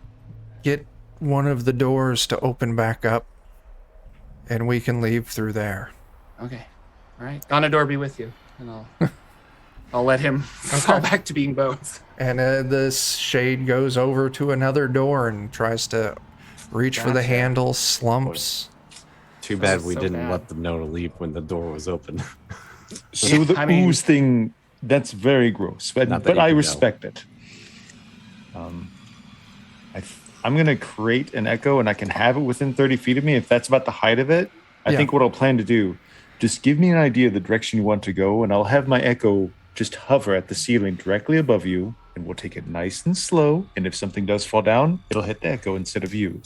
Well, that is very good. But if we just keep rotating this thing or dropping stuff, rather than triggering everything, maybe we should learn how to control it. Well, you're smarter than me, so that's what I'm That's saying. true. Thank you I'm going for to put pointing the that echo out. for I you love to to- hear that. We're gonna look at the floor for some pressure plates or things like that, and I'm Yeah. actually really curious about the sigil in the middle here. Okay. So looking for pressure plates, I want a perception test. And then same thing, I'll lump it in because you're going to be inspecting the floor. Oh, Ristle, that's fantastic. 23, yeah. You spend maybe 20, 30 minutes searching this floor, and we're going to cut away from you and go back to the rest of the group. And when we come back, I'll tell you what you find. So the rest of you are now watching as it looks like this interior room's like a drum rotating around. What do you all want to do? Is it doing this often while we're on the outside, or just Continuous.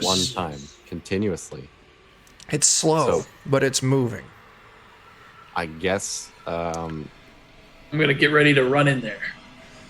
Are there, as it's rotating, does the wall all look the same, or are there doors that show up every now and then? After like a minute or so, you do see another door starts coming into view.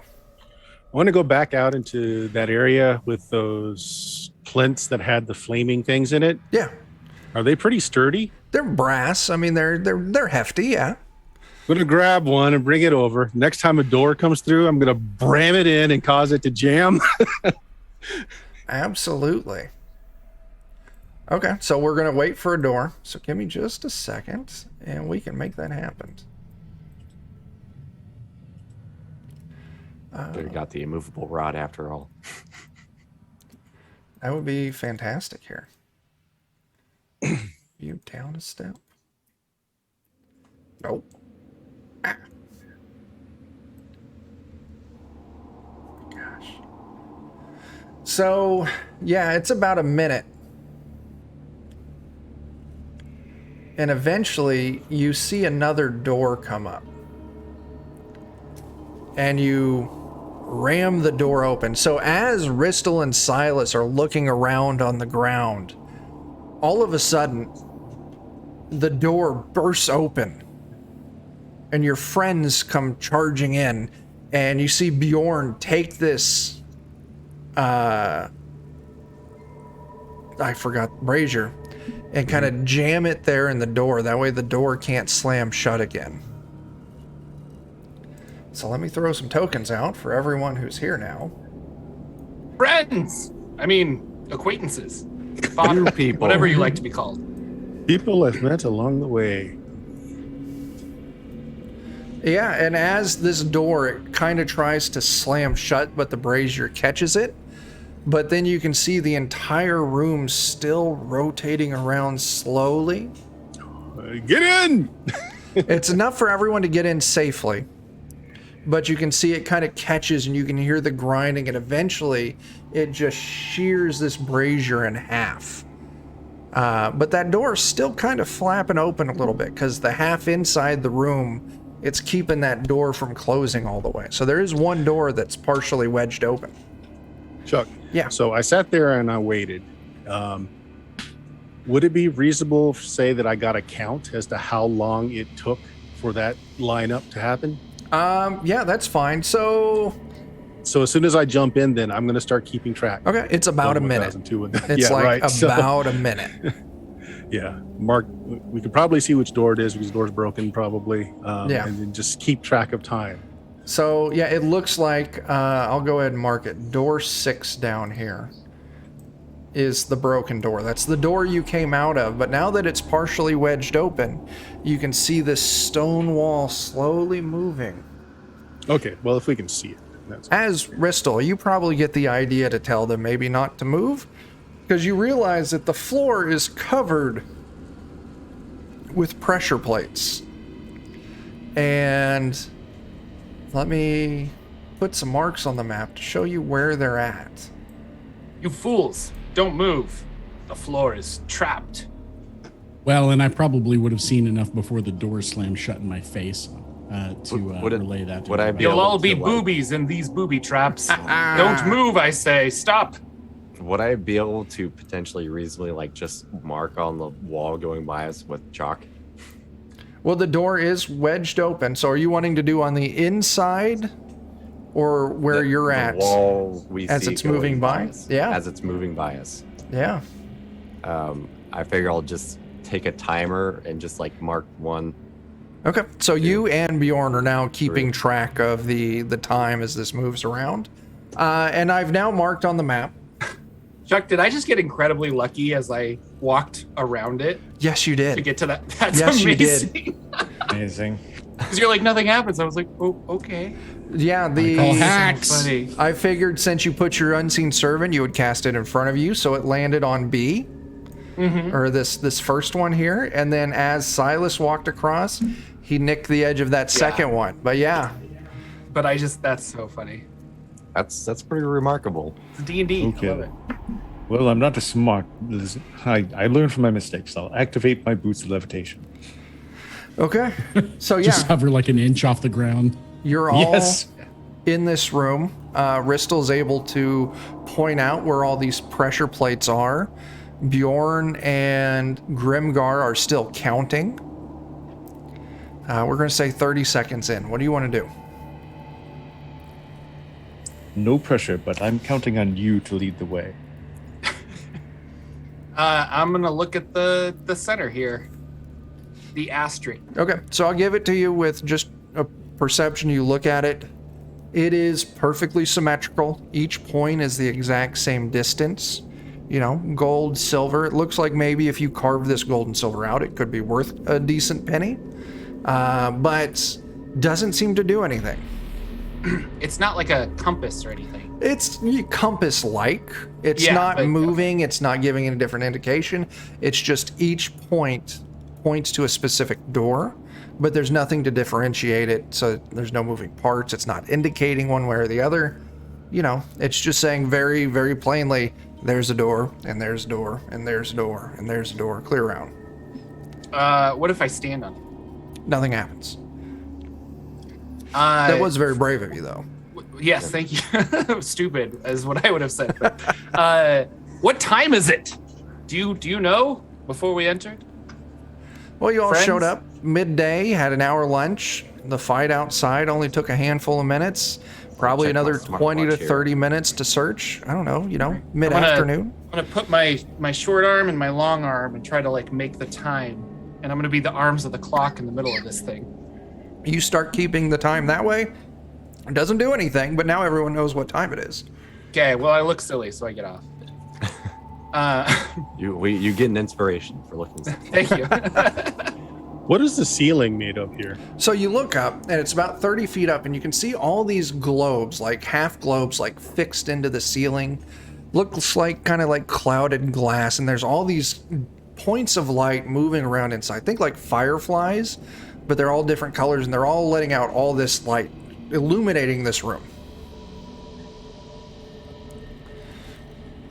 You're getting probably about 5 seconds until you think something's going to happen. Like we make it back around, you mean, or? You're not sure. You're counting. It took about a minute for another door to show up. Okay, that's why I'm marking chalk on the wall. So we'll know if we come back around or not. So what's the plan? Yeah, feel you like want to every run over 5 to seconds. this? Should we all go to a door? Actually, and try to if open if it? we can see the wall through the door Yeah. and we know like roughly which one we came in, are we seeing any other hallways So other far, than the no. one we came through? Okay. Now, I will say it's about this time that a hallway does come into view. It's narrower than the one you came in through. So it is different. Okay. But it's the exact same door you came through, but it's opening up to a narrower yeah. hallway. It's another way. Y'all I want to will jump run in? through. Okay. Yep, I'll go. I want everyone just go ahead and give me a dexterity test. You can do acrobatics if you've got it. Yeah. Low DC, so don't feel bad if you roll low. Other than getting cut in half. Yeah, I mean, low Actually, bar I to have- jump, but it's really bad if you don't make it. Yeah. Is this Can I considered just- a trap? I do have advantage on dex checks if it's a trap. You know, and I would give it's functioning trap-like in this, so go ahead. Can I cheap it out by manifesting my echo in there as a bonus action and then swapping with Yes, you can. Wow, that's cool. That's a very cool power. Okay. it? Everyone. I'm a very one-trick pony, but I will work that trick. It's a damn fine trick. Okay. I'm going with a DC of 8. Did anyone fail that? I just barely made it. Okay. You all leap through at the last possible moment. You are now in a hallway. A hallway that, let me make sure I'm going to say the right words again, because I tend to say dumb things. Okay. I don't have a map for this room, but we don't need it. Eventually, it's this hallway. It's not a real long hallway. You see that you've all made it through this room, and actually the two shades follow you through this door, but as soon as they get past it, they just dissipate. Should have took their skeletons with them. Yeah, I mean, you didn't even check I for mean, I weight. don't get very far without my skeleton. Those guys. So this dismal room before you, it's dimly lit by a few glowing spheres in the center of the ceiling. The ceiling's about 50 feet up. Now, as you look down this room, rectangular-ish room, there's a wall.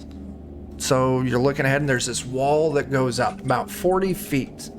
It separates you from the eastern half of the room. You can see on the top of this wall, there's like a ledge that goes further. Now, along this wall, you can see where you're standing. It looks like discarded devices, things that were used to climb this wall. You see a knotted rope dangling from a grappling hook at the top of the wall. You can see a narrow rotted rope ladder. It's kind of off to the left, moving up to the top. And you can see over on the other side, towards the right, you can see there's been pittons set into this stone face of the wall.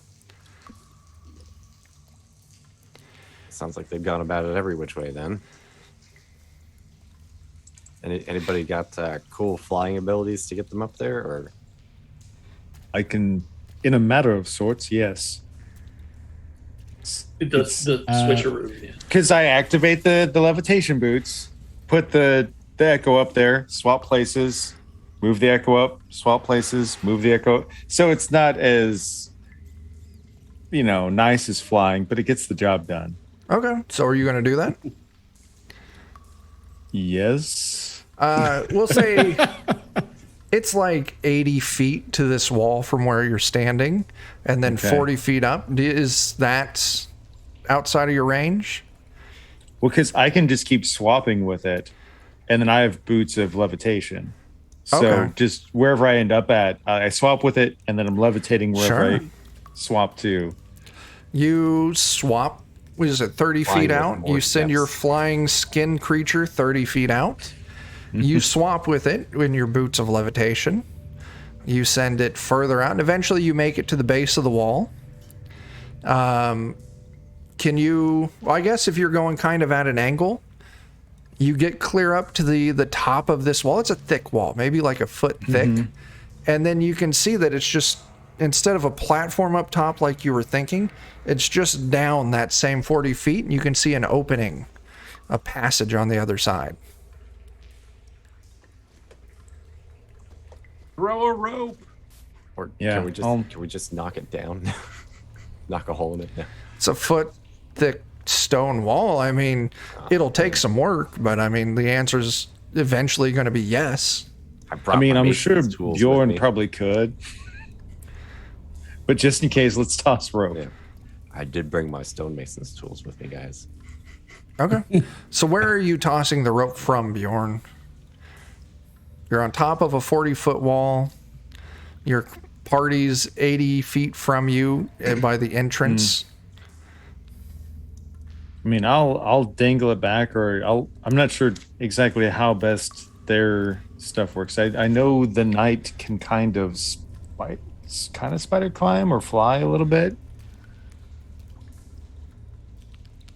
Yeah, so I can do either of those. I can fly, and I can also walk along vertical surfaces and ceilings. So either way. You can traverse this in a more, Yeah. So I've got a very I'll send jinky my way imp. of doing it. I'll send my imp ahead, Okay. since he's invisible, and he'll fly up to kind of the top of the wall and just kind of do oversight, keep Okay, an eye on yeah. things on both Yeah. sides, So and then I'll just kind of look around to everybody else. Like, how do we want to do this? Do we want somebody to run a rope up there? And I mean, and Jeremy's tie it already up off, there. or- Yeah. yeah, Right. I can, Jeremy's up start- there, and like I said, there's already a knotted rope hanging down. There's a rope ladder that looks kind of rotted, and then there's climbing pittons already set into it. So climbing the wall, there's options, or you could have Silas up at the top of the wall, dangle a rope down, and people just shimmy up the rope. I will use the pittance. Okay, so as Levi, you set out across this room. Levi makes it to the base of the wall, and Levi turns around and starts waving for the rest of you to come on over. Yeah, I'll climb up. Okay, so I will also climb up. all of you make it about 10 feet across the floor. This is the same thing that happened to Levi. Now, Silas, you're going to see this, and the imp will too, as you watch the entire party walk across this floor to the base of the wall and turn around and start waving towards the door for people who aren't there to come over.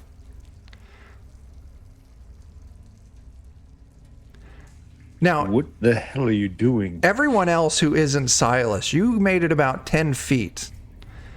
And all of a sudden, the floor you were walking on, it was like it was an illusion. It turned to smoke. You don't know. And you fall, crash hard into darkness, utter silence. All of you are about to take some fall damage. Oh no. Oof. Let me... Ooh, ooh, ooh. Let's see. 7 damage. Each of you takes 7 fall damage. So this is Bjorn, Grimgar, the Knight, Ristel, and Levi. I did not move forward. I was just waiting to see what happened. Okay, so you So watch. what do I see from the door? You see the rest of your party walk across the room and turn around and start waving at you to come over. Doesn't Oh, hear the that's sound of- interesting. So I can see them. So I can see them walk across the room and wave back to me to come over. But I'm also in contact with my imp, who sees them walk across the room and wave back to nothing because my imp can't see Well, me. no. You're still there. If you didn't walk across the room, you're still by the Oh, door. okay. I see. So from both my point of view and my imp's point of view, everything's good. Okay. Then all I'm going to do is I'm just going to fly up to the top of the wall. I'm not going to step foot on anything there. Okay. So Because it's the most direct path. Silas and the Knight, you're rather confused as you call down to your party members. Well, come on up. But they're all just standing there waving at the door. Just doing the come on over wave.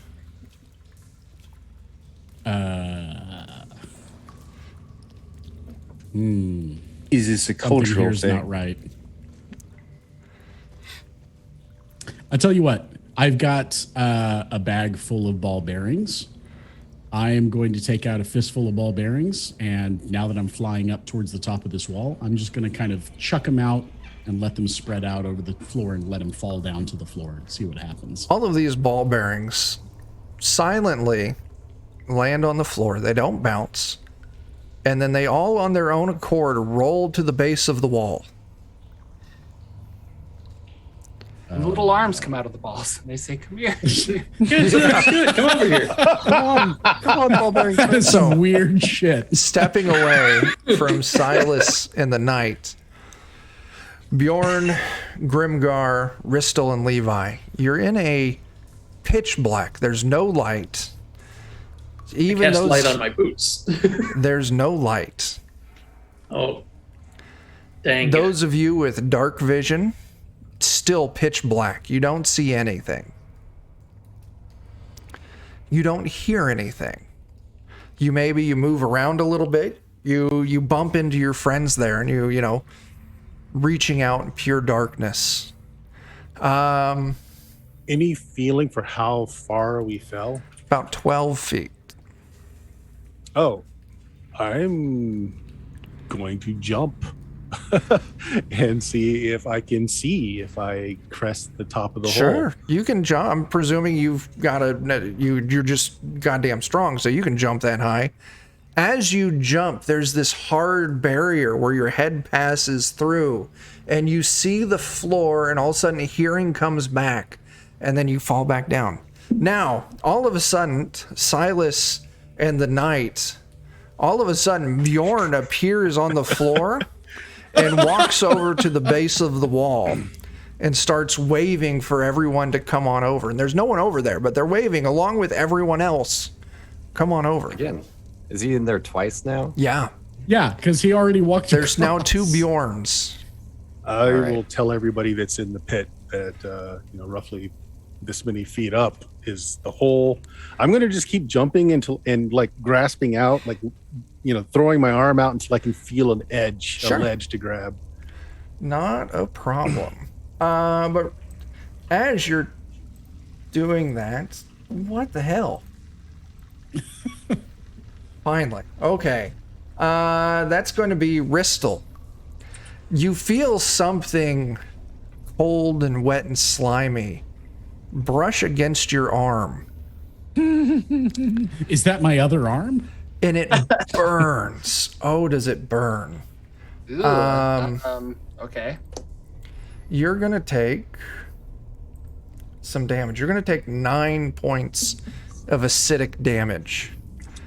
All right. And you I can am feel it. resistant to acid. Okay, that's good to know. As it kind of brushes against you, you kind of step away, but you get this sense that it started moving towards you again.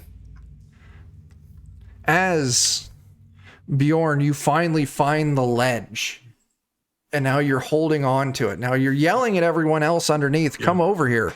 But as you yell, there's no noise. They don't hear. Yep. All right. Well, I'm going to pull myself up. Yeah. I have The only rope. question I have now, Chuck, is how many Bjorns are there at the wall? There's like 8 Bjorns now. Oh my god. So, Chuck, I have rope and a grapple. I'm Yeah. gonna fish. I'm gonna fish. Just drop it down there and kind of wave it around and see if it can hit anybody. That's Nice. a great idea. Let's see. So finally, Silas and Grimgar, you see a Bjorn crawl out of the floor. And then you see another Bjorn spawn and walk across the room. So Bjorn, as you look around, you can see like the entire party, and plus like 8 of you are on the far side of this room at the base of the wall, waving you over. Right. So I know who didn't come with me forward. So I will call out to the rest of the party, say, it's a trap. just stay where you are. So Bjorn, you toss your grappling hook and your rope out. I'm gonna roll a die. It's gonna be Levi. Is something hard hits you on the shoulder. Go ahead and take a point of damage. All right. And you kind of feel at it. You can feel it's some kind of metal instrument, grappling hook, attached to a rope leading straight up. But you can't see it. You can just feel it. I will reach out into the darkness for anybody else High or low? to low. You're not able to find anyone. But, Ristel, something slaps into you. What's your AC? 15. And it hits. Come on. You're not giving... Oh my gosh. Hang on a second. My thing didn't work. I like the name of this creature that I can now see. Yeah, so yeah. good. You're welcome. Yeah. As you take 27 points of acid damage. Ooh. Is that halved for me? Yeah, you're resistant to acid, so yeah. I was honestly thinking I might just try and cast Dispel Magic. Sure, go ahead. Um, So, but yeah, there, Levi, you can't feel anyone, but this rope is here. What do you want to do? I will clench tightly to it and give 2 tugs. So, Bjorn, you feel 2 hard tugs on the rope. I pull up. You're strong, so you just pull, and all of a sudden, Levi comes out of the floor, and another Levi spawns next to him and walks across the room. Yep. I immediately just drop it down and try and fish everybody up that I can. So Okay. Oh my as soon as he's out. Are there pittons after still in taking the that- wall? You're on by the entrance. You're not by the wall. Oh, okay. Go ahead. All right. Ristel, you were about to say something? After taking that damage, I want to cast telekinesis and then lift myself up out of Sure. this if it's possible. Awesome. So, Dan, I'm probably wasting a spell on this, but go you on. cast Dispel Magic, and it's almost for a second. A little bit of hearing comes back, but then the silence immediately collapses back onto you. Oh wow, even a 29's not enough. Yeah, there's some funky stuff going on down here.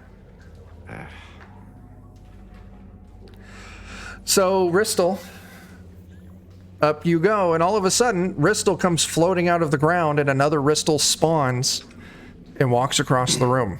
Well, I guess with that in mind, I'll use another one of my abilities, which grants me flight when in darkness or dim light. Well, and I'll just fly who's still out. down there? Yeah, Me. you could use that, I guess. I was like, I could probably lift people up because I have this for 10 minutes, but But you would have to find him. You'd have to find me. So, Grimgar, you said some words there that I think are very important. You can fly in dim light or darkness. Yeah, I don't know how how well lit was the area outside of here before. It we was fell lit. in? Yeah, it was well lit. Well lit. Oh well. So maybe if you that's not a fly good straight idea up, there. you're going to fly right into light and go right back down. Yeah. But maybe he can at least find where the edge is. If you want to start feeling around for the edge. Now, Bert, you threw your hook back in there, right? Yep. Dan, high or low? We'll just go with the low because eventually it's got to be bad. well, Whatever. if he flies up and I see him, I want to grab him with my telekinesis. Well, Save it. that's up to you, Dan, if you want to try and fly. But you know, if you broach the edge, your fly spell's going to break immediately. Yeah, I'll double check what exactly the roll is on that. As Grimgar, you feel something brush up against your back, dealing you 9 points of acid damage. Oh no.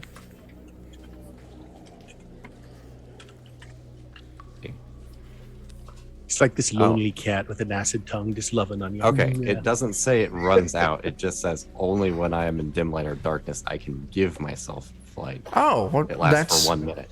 if that's how it's worded, then yeah. You take that 9 damage, you're like, I gotta go, and you cast it on yourself, and whoop! All of a sudden, Grimgar comes flying out of the floors. Another Grimgar spawns and walks to the base of the wall and starts waving for Levi and Bjorn to come on over, along with like 30 people over there by this point. I guess since I have flight for now, maybe I'll just move up to the top of the wall. That is absolutely something you can do. So now you're up at the top of the wall with Silas and the knight. This wall's about a foot thick, and you can look down the other side. It's about a 40-foot drop, and then there's a opening, a passage moving on. I just want to say I'm very sorry for not coming back down there, but I don't understand what the hell was going on. Magic. I Strong hate magic. Ristel, can you levitate over there? Yeah, so I can move. Yeah, so I want to levitate to the top, and then anybody who needs assistance, I will also pull them because I can target a new creature. I have this for 10 minutes. So Okay. Amazing. So you can target Bjorn or Levi, and then Bjorn I'll or just Levi. reverse my grapple. yeah, and so I'm Down the just like wall. magnetoing them all over the place, and So- I'll lower myself down on the other side. And, Now, Bjorn, you're about 80 feet to this wall. Well, you're right at the edge of where this floor does whatever it's doing. So we're going to say you're about 60 feet to this Okay. wall. All right. Well, it's 100 feet of rope. So go Yeah. out with the grapple to get at the top of the wall and just climb it. Yeah, you're strong enough. I'm not going to make you roll. You just speedball this grappling hook, and it pings against the wall behind, the wall, and you let it drop, and it hooks. If you just swing over, you're going to be cutting into this magical floor. How are you wanting to... Do you want to try and secure it to something so you could, like, underhand climb up the rope, or what's your plan? Actually, I can. I can run with it a little bit and just make it jump. My long jump is really impressive. If I do it that way, I don't know if that's enough to clear it. What's your long jump? It's over 20 feet. I'll tell you what. Yes, we're going to say yes, but high or low? Oh, Okay. I rolled Oh high. my god. You Very leap, high. Low once. you leap with this rope, and you're pulling the rope as you're going, and you hit as high as your jump's going to take you. You start swinging down, and you swing down through this magical floor, and you swing right into something that's got a lot of resistance to it, and it starts burning instantly. Take 27 points of acid damage. Oh my god. okay. That hurt, but okay. And then you're going to need to give me a strength save to pull yourself out. All right. Well, I've got advantage on strength saves. Yep. 18. Yeah, that's fine. You pull yourself out. Your clothes and everything, they're sizzling and steaming from whatever you hit. But eventually you climb to the top of this wall. So everyone's on the top of this wall. It's 40 feet down. You can see where the opening is. Bjorn starts, mostly naked to begin with, because so now he's just freeballing it up there. Oh my because gosh. It's just all just melted off. Oh, man. Okay. I will immediately use prestidigitation to just kind of snap and just put something, a loincloth, a banner, a crudely wrapped bit of cloth around him. It doesn't actually exist. It's just an illusory object, but It's not that we don't respect your culture and heritage. It's just that's a lot of freeballing going on. it's a lot of wang to hang. Okay. You're at the top of the wall. What's the plan? Well, whatever we do, I think we should go straight for the door. No going to the floor. Agreed. Especially if we have somebody that has like 10 minutes worth of amazing. So yeah. Yeah, can I levitate just us all levitate down down there. and never touch the floor? Yeah, those of you who can levitate / fly, whatever the ability is, yeah. Or you just right on in. Yeah. Chuck, while I'm still at the top of the wall, Yeah. I'm going to take another handful of my ball bearings and just toss them out again, see what happens when they hit the floor on this side of the wall. They disappear. Oh, As they hit the floor, they interesting. disappear. good to know. Good thinking. I will communicate that to everybody. Yeah, I mean, you can all see it, like ball bearings, they're falling for 40 feet and just nothing.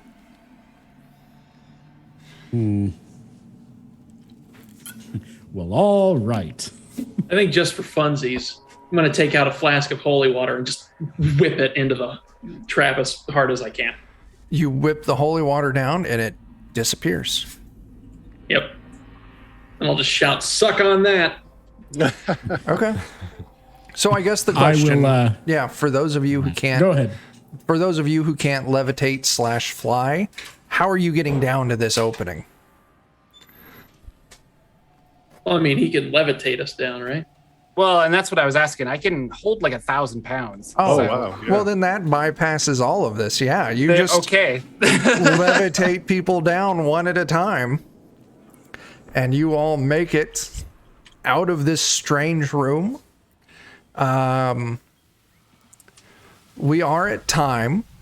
I'm good to keep going, so I'll leave it up to you. Do we want to keep going for a little bit, or do we want to call it here? I'm fine either way. I probably have like 30, 40 minutes. I could keep going. Well, cool, Bert. I'm fine. Yeah, we'll go for 30, 40 minutes. Yeah. So, you all move down the hallway. Eventually, I'm going to take one of my potions before we go. okay, cool, yeah. You did take a lot of damage right there.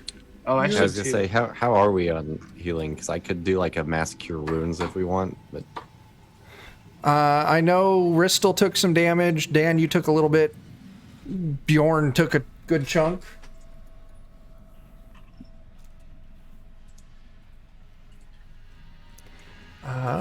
Let's see. I'm finding the words for the next room. Yeah, I mean, I'm going to hold off on that if you're going to cast a spell. oh, that's why I'm asking how everybody's Yeah. on health. Because if Uh, everybody's got some damage, it might be. I'm like 20% down. I think it's okay, but whatever. Just want to explore some more. Agreed. This place is terrible in all the right ways.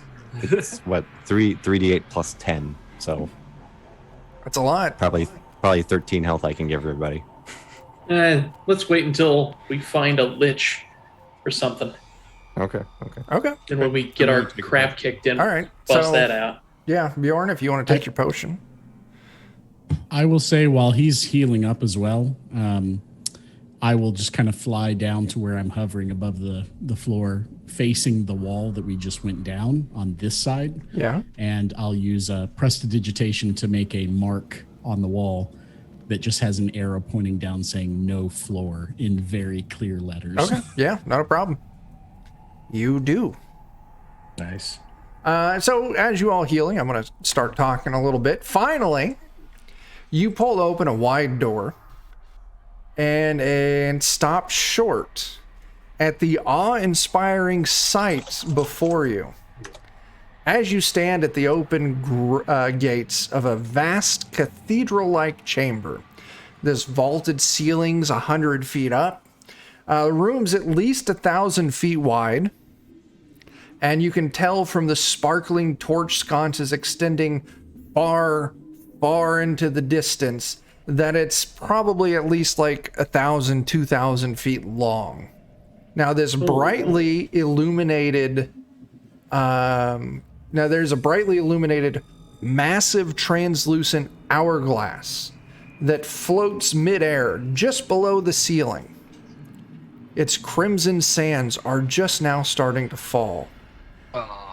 As you look around, all four walls, or all the walls you can see, are covered in doors. Hundreds of doors, if not thousands.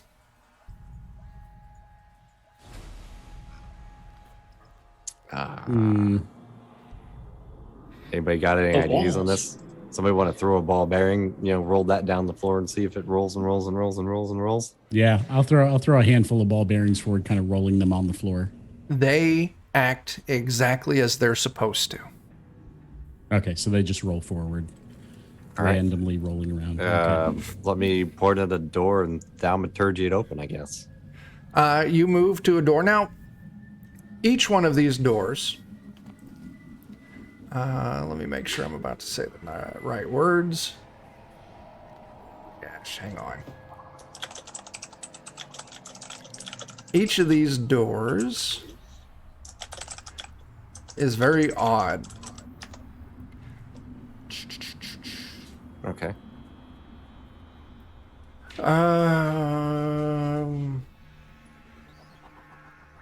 Let's see. I'm trying to make sure I say the right thing. So, stone doors. Each of them contains what looks like an odd keyhole, carved right into the middle of the door, not off to the side, right in the middle. The keyhole is this round orifice. It's about 2 inches in diameter, that narrows after about 2 inches, but it seems to extend about 6 inches deeper into the door after that. So this like 2-inch disc, after about 2 inches, it narrows down and then keeps going for a little bit. A cone almost, or Kinda, yeah. But as you thaumaturgy a door, there's absolutely no effect. well. And you said that the hourglass just started to run. Yeah. Like your presence here activated or something. I don't know. It's weird. Yeah. I don't know. It's weird. So weird. It's so good. Well, What do does we the wanna- ceiling look like, Chuck? This huge vaulted cathedral-like ceiling, like 100 feet up. Are there like Yeah. pillars, or is it like a open structure? Like, is there anything else other than these doors? So no, it's just this giant dome, vaulted ceiling with this giant clear hourglass floating midair, and just all of these doors. Actually, let me I have a map for this. It's not a On a good scale map. of 1 to 10, how bad is my idea to shoot the hourglass? I think that's a wonderful idea. Well, let It's so me bad. It's let bad. me check it out first. Let me check it Yeah. out first. Don't do that when we're all in the room. I mean, So okay. there's a rough representation of the room. Okay. Chuck, I'm going to take some time, my imp and I, to fly up close to the hourglass. Not right up to it, Okay, maybe like 15, 20 feet away from it. sure. Once I get close enough to it, I'm just going to kind of gently take one of the ball bearings and just kind of lob it at it. I'm not trying to hit it hard enough to do damage or anything. I'm just wanting to see if it plinks off of it, It does. harmlessly or what happens. You throw it, it plinks, nothing happens. This red sand is still going. Great. I'm going to have my imp go up to the hourglass and just start kind of pushing on the top edge of it, because I'm assuming the top and bottom are flat, Yeah. as if every hourglass would sit on a table or something, and just start kind of pushing on it midair. See if there's any way to rotate it while it floats. So your imp starts pushing, and it doesn't give. Give me like a strength test for your imp. Ooh, okay.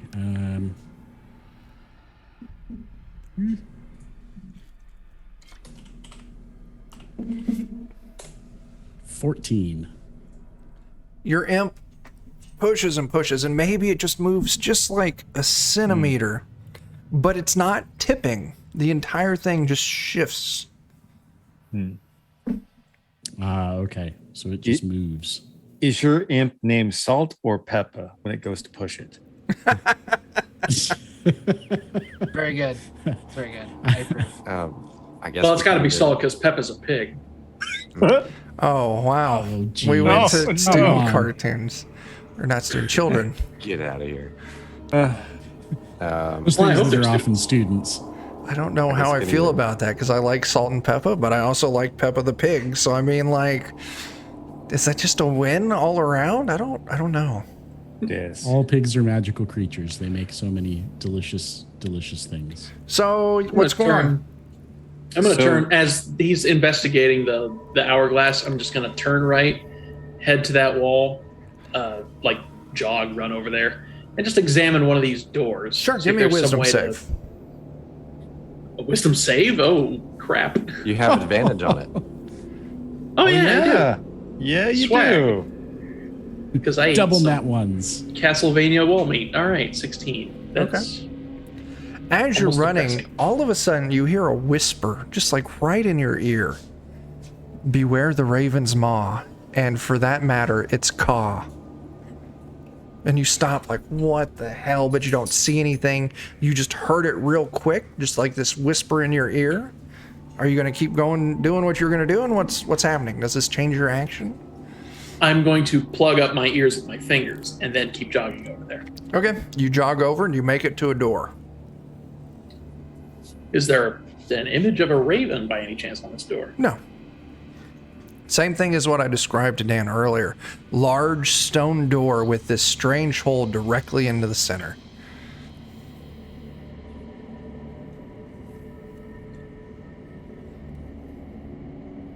I will take my offhand, my left hand, and I will put it into the hole in the door.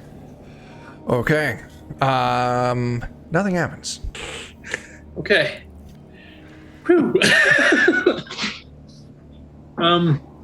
I'll look back to the others and I'll tell them that I heard a voice saying to beware the raven's maw and its caw. Okay. I don't know what that means, but I may just kind of walk around a little bit, like in the middle area, and just look around and see if I can find something that would unlock a door. Perception test. Yeah, didn't the old man say something about a key on the floor? Scattered about the crystal tomb with no door. It said that's on level 3, so I don't know what that means. I assume we're not on level 3. No, probably not. So, Eddie, you and your imp, the knight, you and your imp notice you're maybe like halfway through the sand by now. Oh, well, if I it gets will close to relay running that out, back we to need to everybody. get out, I think. But So what's going on? maybe Jeremy can leave his skin buddy in there, and then we can all leave. I'm glad to help however I can, but I need the guidance of smarter people. Do you want me to push on the hourglass? No, don't I mean know. like when the sand runs out, like we're all out here, and your skin suit is in. Yeah, no, that's a great idea. Just leave my skin suit in there to observe what happens. Yeah, pretty much it. So I mean, look around while we got time, and then get out when we don't. It's true. I could actually just be doing that right now because I can send him out to 1,000 feet and just like have him like careening around and just looking. Sure. You send your skin suit out, way out there in this giant room. What are the rest of you doing? I'm gonna look around. I'll start kinda heading close. back to the door. Yeah, I was just gonna look around close to the door, and if the hourglass is getting low, I'll come out. And I gave you a 23 on perception there. What were you percepting again? Remind me. I was looking for like a key. Oh yeah, you don't find Something. anything. Not smart enough for this room. Does the hourglass touch the floor? No, it's floating. It's large. I mean, it's like maybe like 10 feet in from one edge to the other, but it's floating maybe like 50, 60 feet up in the air. Okay, I'm going to take a few deep breaths. Hold out my arms like this. Kind of kneel down, stretch out my hammies. And then I'm going to sprint across this large chamber. Okay, cool. Give me a wisdom test. Wisdom save, I'm sorry. All right. With advantage, mercifully. And 21. actually, Bristol and Grimgar, go ahead and give me those as well. Okay. Levi, you hear a whisper in your ear. Talicia's bane is true death. Levi, that was your Grimgar. To alter your fate, up is down, left is right. In that chamber, mundane is might. Oh, hold on. I'm gonna have to. Chuck, I want to slowly walk across the floor so that I'm underneath the hourglass, and like I'm going slow enough that if one foot, doesn't I'll take reach it. resistance, that I'm not going to just fall into a pit. You find nothing funky with this floor. All right. When I'm under it, I want to throw my grapple up to kind of grab the lead bottom part of the hourglass. I want to climb up to the hourglass. Okay. Yeah. That's not a problem for you. You're super strong. You launch your grappling hook up. It kind of latches right onto the ledge. You can shimmy up it. Let's see. Ristel, go and give me a save as well. Wisdom save. Wisdom save, gotcha. Yep, don't forget you've got advantage. Oh, that's right. So, Bjorn, what are you doing when you get up to this? Well, now that I'm up here, I want to like carefully look in the glass and the sand that's falling. Is there anything in the hourglass? Give me a perception test. Perception. Ristel, you don't hear any whispers. Okay. 19. Looking at it, no, it's just this very shiny red sand. And actually, you're kind of staring at it for a second. You think maybe it's like powdered ruby or something like that? Mm-hmm. Yeah. And it has a pivot. How No. tall is this hourglass? There's There no is pivot. It's just this giant glass thing with these two bases on it. Maybe like 10 to 12 from the bottom to the top, 10 to 12 feet. Okay. And what is the ceiling? Is there anything interesting on the ceiling? Directly above it, it's probably another 20 feet or so up, and it's just this domed, art it's just a ceiling, dome. just a plain ceiling. You said about 20 feet up. Okay. And there is like a cap on top of the hourglass. Yeah. All right. I should be able to just do a standing jump, grab the rim. I want to be now on top of the thing. Sure. And once I'm up there, I'm going to test if the ceiling is real or not. I'll just throw my grapple up, not trying to hook anything, but to see if it goes through the ceiling or if it actually hits. Yeah, the ceiling. there's a hard ping as your grappling hook hits the ceiling. Okay. Maybe there's a couple of minutes left. I'm probably gonna start moving to exit for now. Okay. So, Grimgar, you exit the room. I'm going to stay go up here ahead with the and- consideration So that did you go back, or did we open a door? No doors have been opened so far. Grimgar tried to thaumaturgy a door open and it failed. So can I see through the keyhole? I'll just pick a random door. Like, You- how big are the keyholes? They're 2 inches at the start and it narrows down to about an inch. You peer into it, it doesn't seem like it goes through. Okay. But it's weird. It's wide on the outside and narrow on the inside. So kind Because of... I can turn into some slime and try to go through that, but if it doesn't go anywhere, it's not gonna Yeah. work. It's a good idea. So it's like kind of give or take a rough thing of this. So this is the outside of the door here, on where that crude O is. But yeah, it's kind of shaped like that. So Ristel, you're checking out a door. Levi, what are you doing?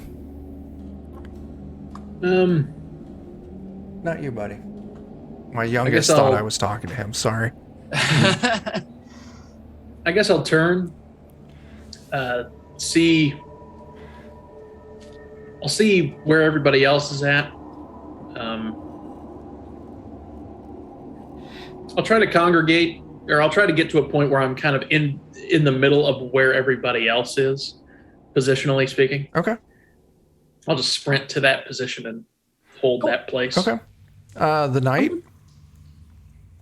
I've moved back to the door and seeing Grimgar. Grimgar move out of it. Okay. I go ahead and step out with my imp as well.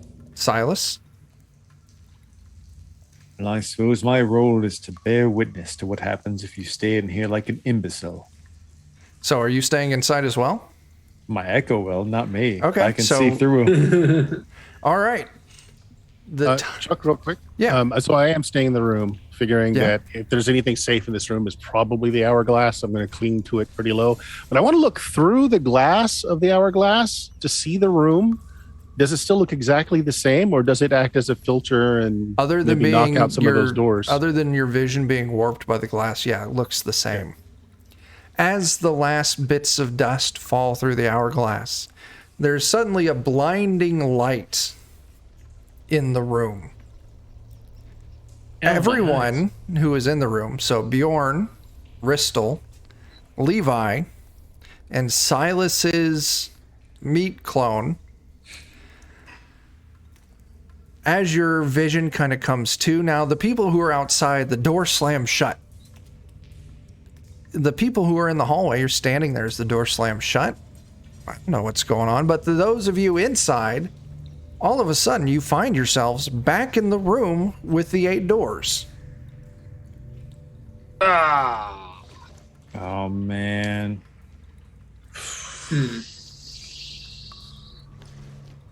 So that sucks. the party is thoroughly split at this moment. Oh man.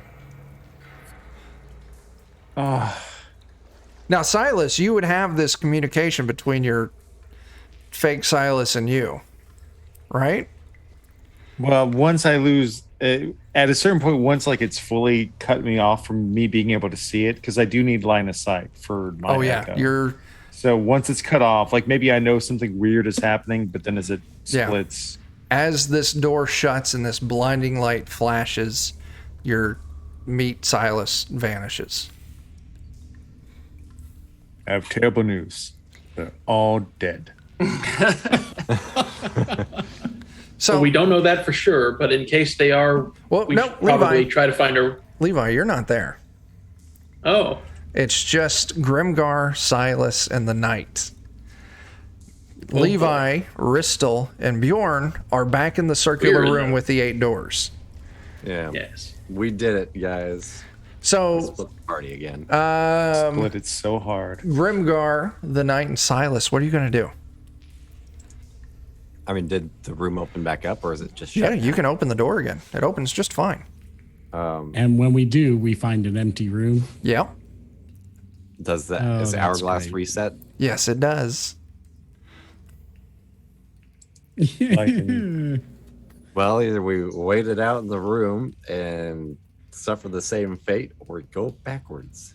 I mean, I Well, suppose we can. It's reset. We know we can step into the room and step back out before it resets again.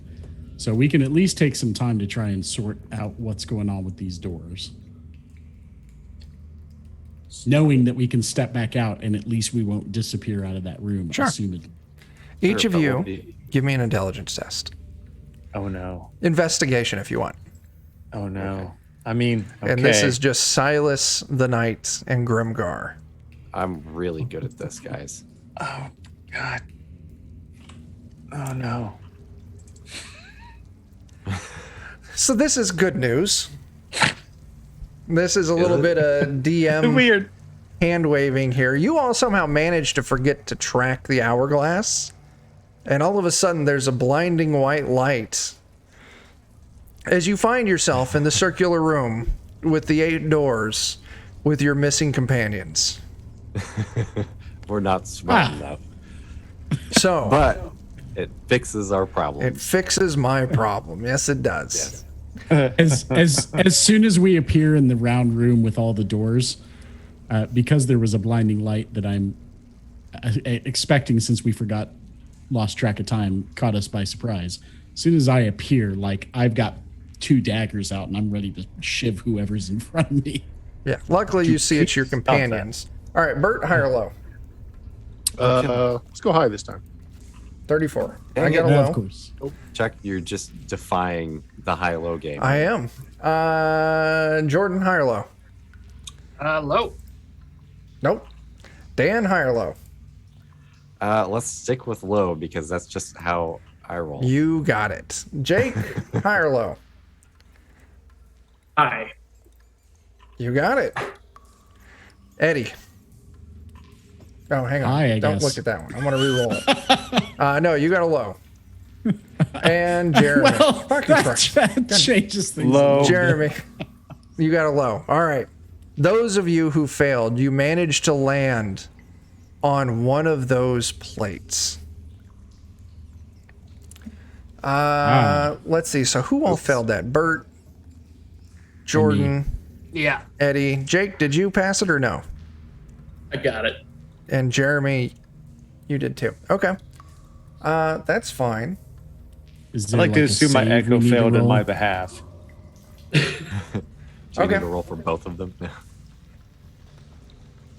So, Bert, you're the only one we have to worry about here. As you land on one of the pressure plates that drops one of these orbs directly on your head. Let's see, it's this one. You're going to need to give me a con save. Sure. Is this a spell-like effect? It is not. This is against some poison. Oh, you're immune to poison. What's that? You're immune to poison I am. Because of from our Hero's food. Feast. Oh yeah. Okay. Oh, okay. So- Don't Oh, worry wow. about it. You're fine. This globe drops on your head, coating you in this liquid, but you just doesn't do anything. You're fine. Lunch was worth it, I seem to be guys. marinated. That was a fine hour spent. Okay. And that is where we're going to wrap it tonight. We'll pick back up in Okay. 2 weeks. Continuing from the round room with 8 doors. You all made it a ways in and then got brought right back to the Some start. kind of puzzle. Yeah, maybe we don't have the right things for that room yet.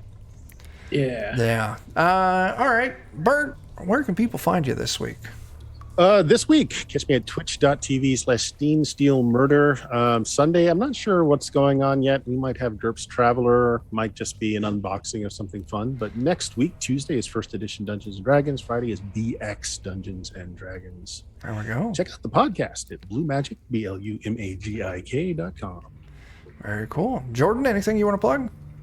Yeah. Hello, I'm Jordan with Silent PH in the middle. I have a D&D YouTube channel that does lore on the Forgotten Realms, Eberron, and other campaign settings. But I actually started another channel called Jordan's Jocular Junction that has a bunch of DCC content thus far, and I'm going to cover some old school essentials that I've been playing and some other stuff like that. So if you're interested in kind of OSR and DCC, you should check out that channel as well. It needs some subscriber love, so go check it That out. sounds We'll have to awesome. check that out. If you ever need to talk to someone who knows everything about every game, just hit up Bert over here, because Bert Okay. knows everything. old. I'm just old. Jeremy, you want to plug anything? Sure, yeah. You want to support some independent artists doing a comic book? Check out Black Blizzard on Kickstarter. Why not? There we go. All right. For the rest of us, we're with the Defenders of Kobold. Swing by our channel, twitch.tv/Defenders of Kobold tomorrow night, 9 p.m. Central. We're gonna be rocking out some Ghosts of Saltmarsh, our 5th ed game. You can swing by on Wednesday, every single Wednesday, for our Pathfinder 2 campaign, The Fallen Kingdom of Ruse. Swing by this Thursday at Defenders, and you're going to get Watercolors and Warriors, our Ghibli-inspired 5th ed campaign. And this coming Friday, we're doing a one-shot because Joe usually runs BFRPG on that night, but he's going in for surgery, and they're cutting his face in half. So he's not going to be available. And then next Saturday, 1 p.m. Central on Defenders, we're doing Forbidden Lands. So we got way too much stuff. Way too much. It's terrible. I wouldn't recommend it. But you should watch it. But you should watch it. You should watch as I lose my mind from trying to run all these games. Anyway, that's all I got. Thanks for hanging out. Thanks for watching. We'll catch y'all later.